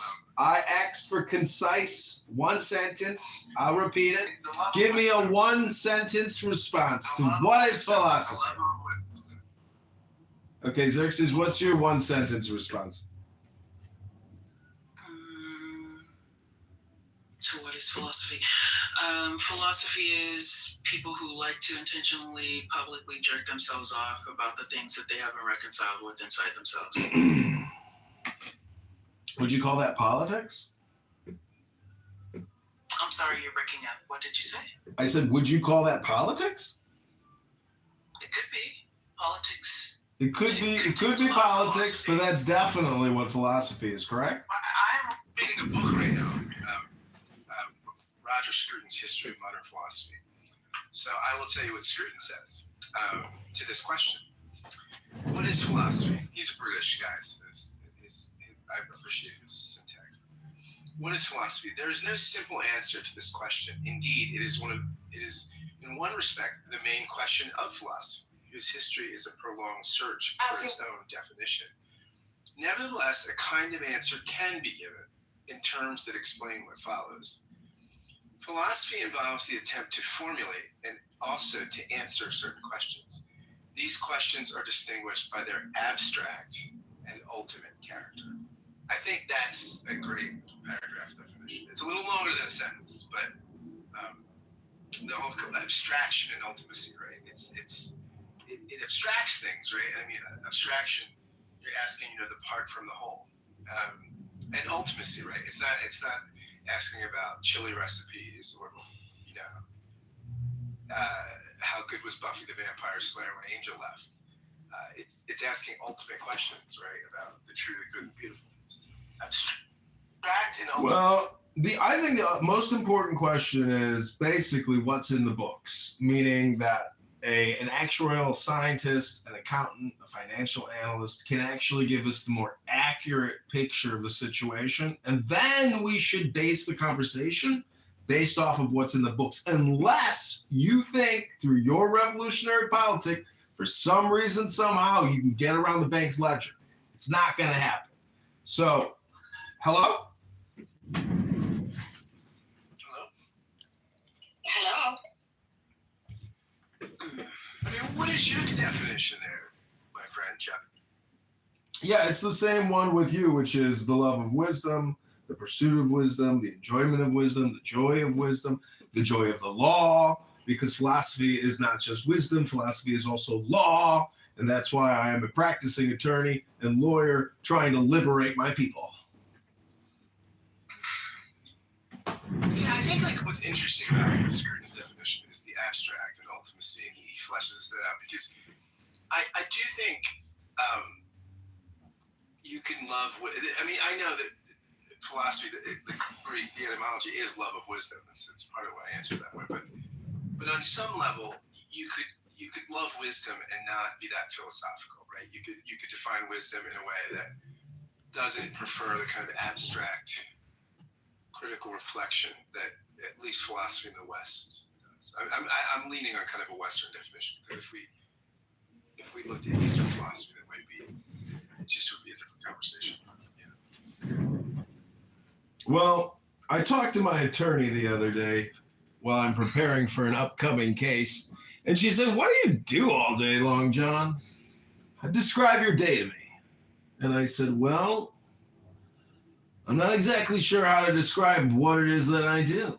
And she said, "Do you read books?" I said, "Yes, I do read books." And so all I'm trying to say is pick up a good poetry book right now and read it. Set yourself free from the hypnosis known as Clubhouse. You don't have to worry about the fear of missing out.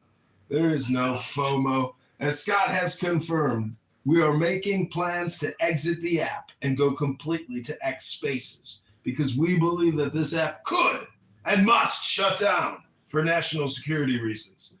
Because Amir in his terrorist room, his anti-Semitic death trap, which is brainwashing all these good people of Clubhouse to hate the innocent Jew, it's disgusting. It's despicable. And if you're an anti-Semite, there's a 100% confirmation and correlation that you hate poetry and you don't read poetry. And you will never read poetry. Pick up a book and prove it. That is not true, because I like T.S. Eliot, and I like his poetry and his critical stuff. But T.S. Eliot, man of letters, who certainly was no fan of the Jews. So John, I can prove it to you. You can read and write poetry and not like Jews. Yeah, well, I was going to ask, what if you don't read poetry but you write? Still anti-Semitic, I have to say. Oh, so These days, I mean, the fact that you go to Starbucks or Chick-fil-A, there's a lot of anti-Semites. Well, what I'm trying to point out is that there are 4 great powers in reality or principles. Oh, again. It's cause and effect, What thing or that John art, Kitover's always done for me or art and 5 critic. years, he's always fucking made me laugh. Those are the 4 words that I like to think about, which is art and critic or cause and effect, meaning that when I get into conflict or confrontations with people, because I will admit that I'm intentionally obnoxious to try to create some type of different medium of exchange, meaning that when Borat first came out and you saw Borat, people thought it was so funny because this guy pranked everybody in the movie to think he was some Eastern European reporter from Kazakhstan. So that's kind of what I like to think that I'm doing in my art medium. And thank you for participating. Hello? I want to go back to anti-Semitism for a minute. It's interesting. I think what's interesting is that you have like Tucker Carlson and Megyn Kelly and Candace Owens, and their brand of anti-Semitism is dovetailing with the kind of anti-Semitism on the progressive left. And I find that really intriguing. And what kind is that? Wait, their brand? Wait, Tucker Carlson, Candace Owens, their brand of anti-Semitism? What's going on here? So is it anyone who has any critiques? Anyone who's an isolationist? Anyone who's MAGA? Truly MAGA? Anyone who's America First? They're anti-Semitic because they don't want to just open their cheeks and let Israel do whatever the fuck it wants all the time. With our bodies and our American... It's our soldiers getting sent over there, and it's our taxpayer dollars. No. But it morphs into well, I mean, it's different, but it does. I mean, it morphs into like Tucker being supersessionist. But he's always been that. I don't think. Okay, so. Do you want to tag me in, Scott? I don't think that Tucker's anti-Semitism. I don't think he's always been supersensitive. And he also didn't always talk this theologically. And now he's really doing like traditional anti-Semitic Christian replacement theory, right? So it's not just criticism of Israel, it's of Jews. That's what that means. So it's just it's intriguing to me that he's. Ask you one final question before I let you go. Ben wanted to take the baton. Go ahead. Yeah, it's deconstructionism. Like, if you're talking about what is the similar strand of anti-Semitism between the Tucker Carlson right and the far left in the United States, it's rooted in deconstructionism. So I think that there are overlaps of anti-Semitism, no doubt, but I don't think it's not rooted in anti-Semitism. Let me put it that way. It's not saying that the root of all problems is the Jews. It's saying there are power structures in place. We need to tear those power structures down. Like that's where it's coming from. So that's why, like, as somebody who's moderate but thinks conservative, like, I like the systems in place. Do I think justice is equally applied? Absolutely not. I'm certainly America first in the sense that I want what's best for my country, but I'm also not America only. So Tucker Carlson and Donald Trump have been fighting back and forth for several months. And again, I think Tucker's entire approach is more of the deconstructionist side, and that's why you're seeing him, and then also Marjorie Taylor Greene. You mentioned the three of Megyn Kelly, Tucker Carlson, and Candace Owens, but I would say that there's Marjorie Taylor Greene's also there as well. There's a couple of others. Yeah, I get the disruption thing, right? And I think it's one of the reasons why Trump has been elected twice, right? Because it's one of the reasons too. I think in 2016,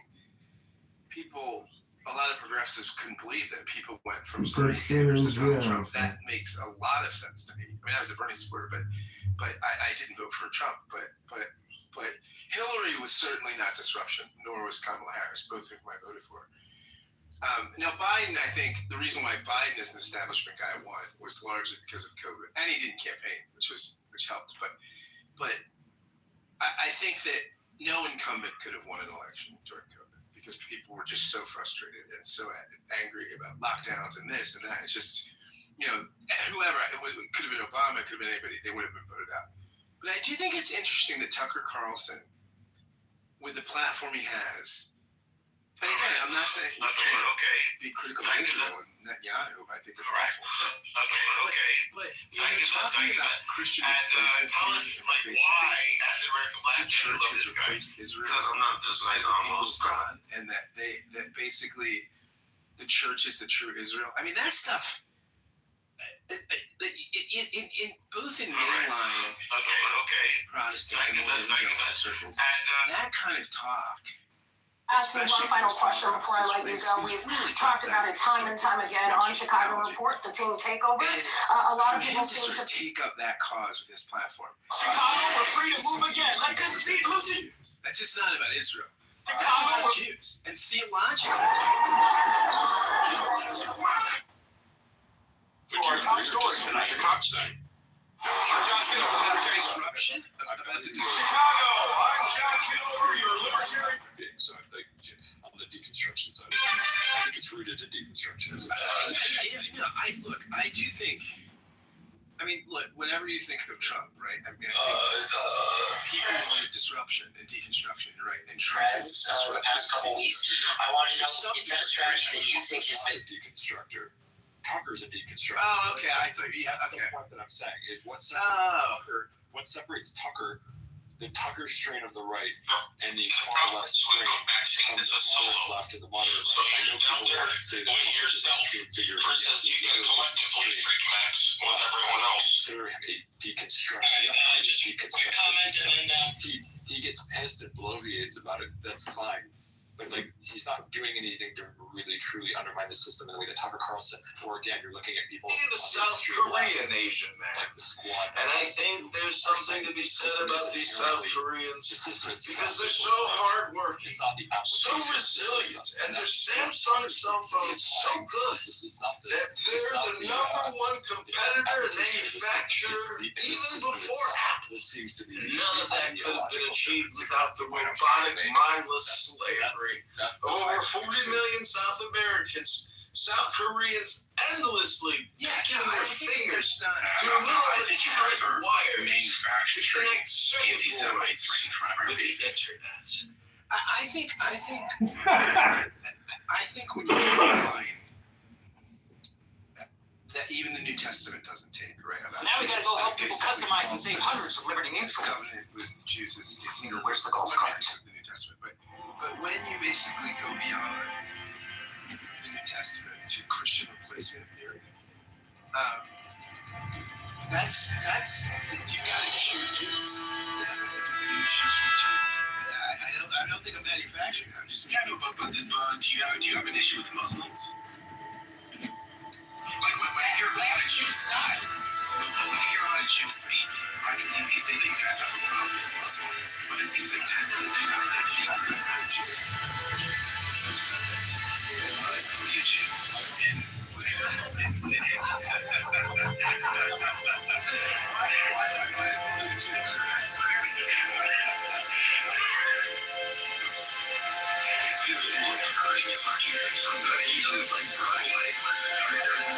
I'm sorry, just see like an escalation in the type of language that we're using when people are giving valid critiques. And when people are giving valid critiques and they're still tarred and feathered, it makes all the Alex Jones conspiracy stuff more palatable.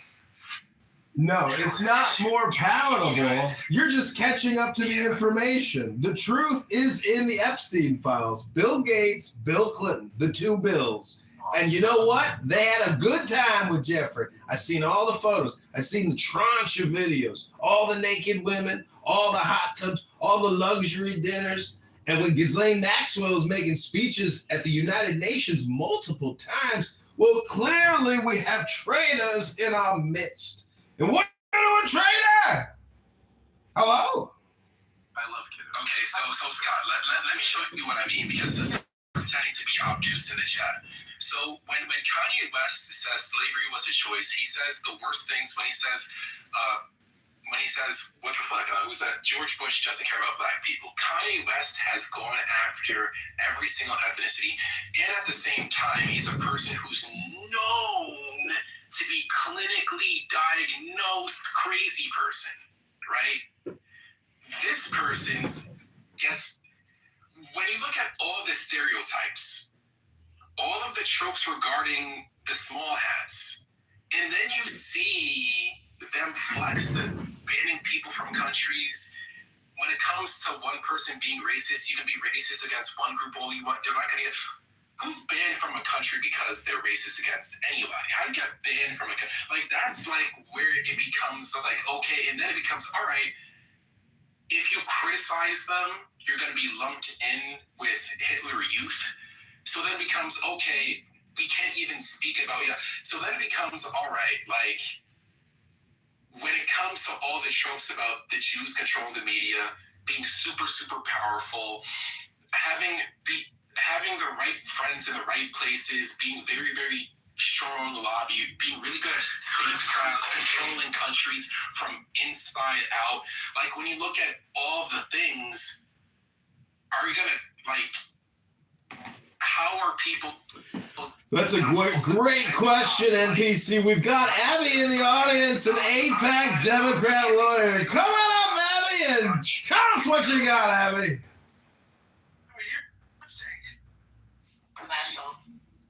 You're saying because a group of people has a disproportionate influence to their size, right? The others have a disproportionate, like Nobel Prizes and all these things. I mean, it's a group that's only 15 million people, and yeah, it has through strategic, through success and other things have been able to be effective at advocating for their interests. I mean, I think that's not a conspiracy.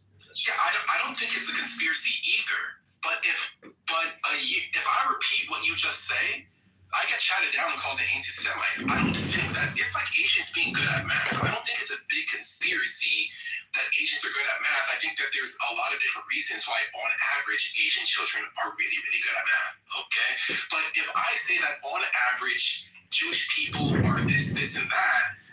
Wait a second, do you think it could be because there's over 2 billion Asian people? I think it's because there's over 2 billion Asian people, because I've asked Asian people, how are there so many engineers that come out of India, and how do they all have H-1B visas here in the United States of America? They've got it because there's 1.3 billion Indians, and there's 1.1 billion Chinese. There's a lot of engineers. Hello? Yeah, I'm happy to talk, but I really don't feel like. No, the positive stereotypes are the ones that are scrutinized. But what you're saying is wrong. What you're saying is wrong. So Jews are overrepresented in media. What you're saying, overrepresented in the media. If we were, people like you wouldn't be saying the shit you're saying on social media, now would you? If we're overrepresented and we control it, then why is it so negative towards us? Please tell me. Explain that one. Why do we have all the problems we have on social media and on the media, and people like you saying the things you're saying if we control it? Explain that. It's illogical, isn't it? Completely illogical. If you want it to be. What else do you want to bitch about us? And is it every day that you like to say something? Could you pick on someone else this week? Yeah, so what else do you want to pick on? What else are you about us this week? What else? So get it all out. The do we control the sports? Do we control sports? You guys also control the weather. You guys also control the weather, and right now it's freezing. So that's an issue. Do you think the stuff that you say then gets picked up by other idiots and they harm people as a result of it? Do you have any idea what kind of harm has happened to our community? Do you know? Do you pay attention to it? Do you read about it? Do you know how many car accidents are caused by? Do you know how much harm has happened to our community? After the recent incursion into Iran, within 6 days of the incursion, we received 8,000 threat to life in the United States alone to our community. to institutions in our community. 8,000 threats to life in 6 days. That's just a little slice of an example. We spent over $750 million of our own money for security to protect our institutions, to geofence them, to target harden them, our own money.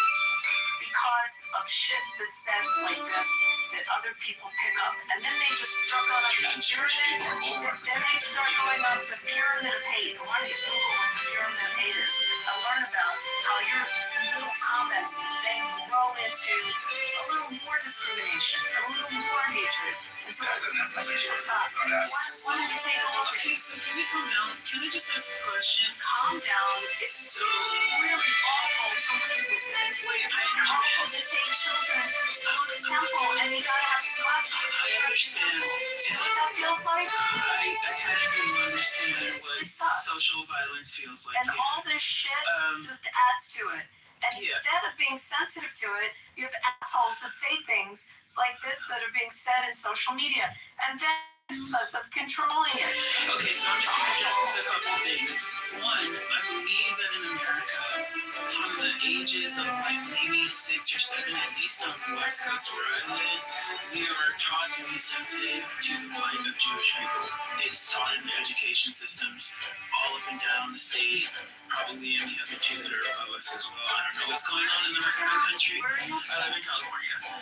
We have a whole museum dedicated to educating people about the Holocaust and the plight of the Jewish people. I know that it's a beautiful museum. I wish you were right. It's new stuff being introduced into the education system and the ethnic studies in the California education system is a real problem, and there's a lot of issues with it. I'm talking about in K through 12. So yeah, that's where I'm talking about K through 12. Well, they don't do ethnic studies in K through 12. Well, yeah, it's being introduced. I'll put this stuff in the chat if you want to.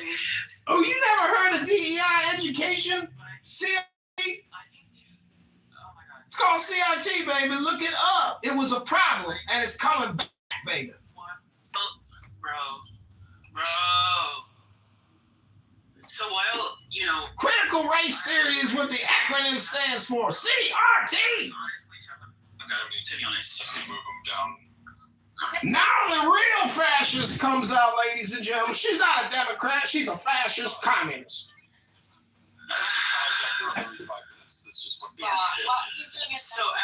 So Abby, I understand your frustration. I can empathize with your frustration completely. But I think two things can be true. It can be true that the violence against Jewish people in the United States, at least, and probably globally, we can count that, but I'm just going to talk about where I live, right, has exponentially grown in the last at least 3 years, if not more than that, right? While also saying that Jewish people are overrepresented in the media. This is just a raw fact. So, despite being 2% of the population in America, right? You asked a question about Jewish people being like controlling the league. I don't know about the word control. That's like kind of weird to me. But define that word a little bit. Yeah, like but being like an owner. Well, who owns the media? So half of the NBA is owned by. Media. You said media. So. Well, you said sports, so I'm answering that question first. We'll get to media. That's okay. I'm gonna do the thing I'm doing. Cool. So half of the NBA is owned by Jewish people. I don't think that this is bad, but yes, half of the NBA has Jewish owners. They have Jewish owners? I can totally get that list for you once I'm done saying what I'm saying. Cool. I think like 30% of the NFL has an owner that is of Jewish descent.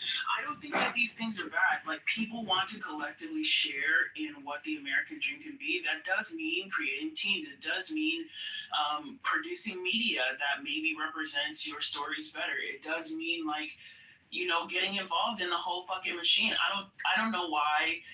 Maybe it's because like people do use this demonstrably in conversation to demean Jewish people, but admitting that that's a fact isn't a bad thing, right? Can I ask Scott something? Yeah, sure. Scott, is Jeffrey Lurie a bad guy? Scott, is Jeffrey Lurie a bad guy, Scott? Who's Jeffrey Lurie? I don't know who that is. He owns the Eagles. Is he a bad guy? Oh, Jeffrey Lurie. Oh, yeah. No. He's a good guy. Is Robert Kraft a good guy? Puts a lot of money in his community into Boston, into Massachusetts. Barbara Kraft, very philanthropic, right? Go through some more Jewish owners of the NFL that you mentioned. Now we're going through the But I wanted to talk about FCC. You're talking about media because media is more interesting. And the word control is the word control is really interesting. So, Cersei, may I ask you something? The media, so let's go. NBC is a public corporation, right? It's publicly traded. ABC is owned by Disney, publicly traded corporation. So I actually own part of media, I guess, because I'm stuck in Disney. So let's go through it. These are publicly traded corporations. The owners, these media giants, publicly traded. Lots of people are owners of these companies because they're traded. They're public corporations. Comcast is a public corporation. So how does one ethnicity control it if it's a publicly traded corporation? Right. So while you answer Disney, by example. Sure. Well, while a company has to answer to its shareholders, right? There is a person in control or a group of people in control who make the bulk of the decisions. So these might not be like financial decisions all the time, right? Who would that be in control? You're not asking. Abby, you're actually like, why are you forcing us to be in this corner where it's She's a lawyer. I get angry, but when people use terms that terms aren't defined, and they don't know what they're, NPC, when people use terms, they need to define their terms, know what they're talking about. So when you use the word company, define the company. No, I'm not triggered. This is like about trying to, it's like kind of all 101, like trying to explain to people. No, NPC. What's a publicly traded company? NPC. Well, I'm smarter than you on this. What's a publicly traded company? NPC. It's not a game. It's logic. It's basic logic. Dishonesty. Nobody said it all. No one said all. No one said control the media. So I asked what the media is and who the media is and who owns the media and the publicly traded companies. So guys, it doesn't have that list control the media. It doesn't have to be adversarial. Overrepresented, and then you agree. You did say it. If they're overrepresented, that's fine. Oh my lord. You did say it. So I'm just trying to explain who these companies are. Overrepresented. They're publicly traded. It's a It doesn't have to be like Sony publicly traded, right? David, you live in LA. Let's talk about all the media in LA. Publicly It's traded an companies, example of democratized ownership. That's not bad. You know that.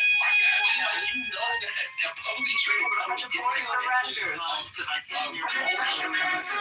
Institutional investors, correct? This is fruitless if nobody's gonna swing.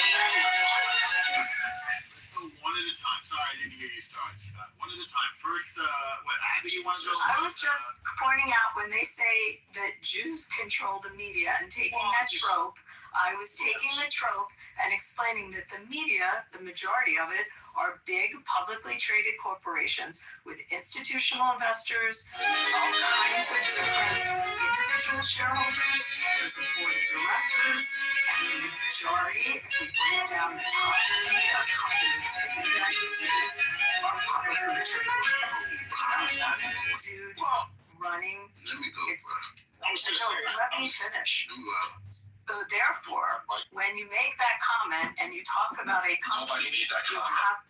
You did. No, you I have to didn't. be intellectually honest as to who you are talking about. So for me to ask who the companies are, there was a reason I was asking it. And I'm sorry if you take offense, but it's a little Socratic to make someone go through the process and realize sometimes there's statements you have to break them down. Break down the word control. Every word that you say, there is an explanation or a definition of it. And that was my point. Now So I'm responding because she just mischaracterized what I said. And I'm not a PC person, so if I said something, first of all, I made a joke that she was control over everybody. The only thing I said is that I was breaking down out loud the different coincidences that people have to deal with, and I'm trying to think out loud, and I'm trying to ask the room, hey, what are people supposed to think? Okay, so let's just Jewish people are overrepresented in the media. That is what I said. Hold on. Let me say about the media. No, that's what I said. What I said simply is the only thing that I said was that it's obvious that Jewish people are overrepresented in the media, and no one disagreed with me. Well, what does overrepresented mean to you? For percentage, based on population, Scott agreed. What do you mean? What does it mean? Why do all these? You know what overrepresented? No, I don't. I want to know what you know. You know what overrepresented based on your population, based on the size of your population, the amount of medicine that actually. There's only the X number of views in the media and number one.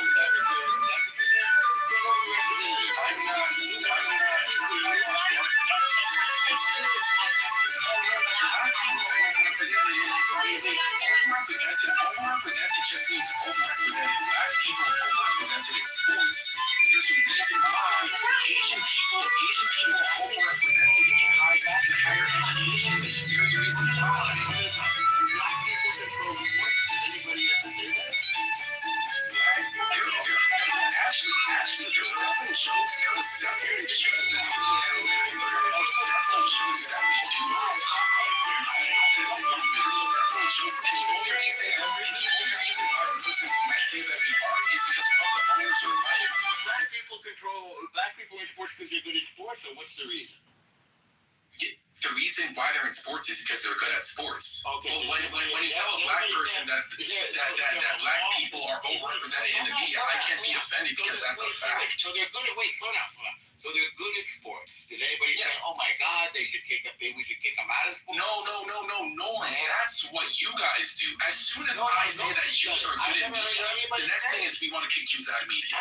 What does you being good at media? Wait. Tell Normo, he's not saying he's not saying something racist. I don't know. You might be a giant.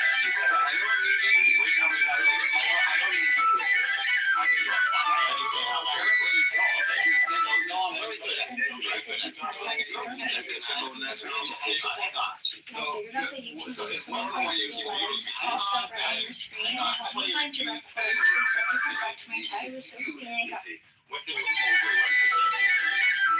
I'm not gonna ask questions that I'm gonna answer questions that I believe you know the answer to. Okay, so you know what I know.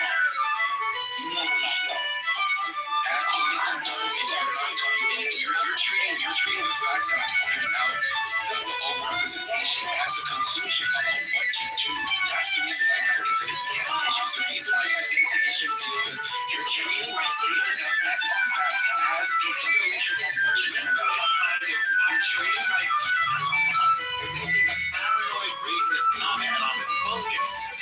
What do you mean it's racist?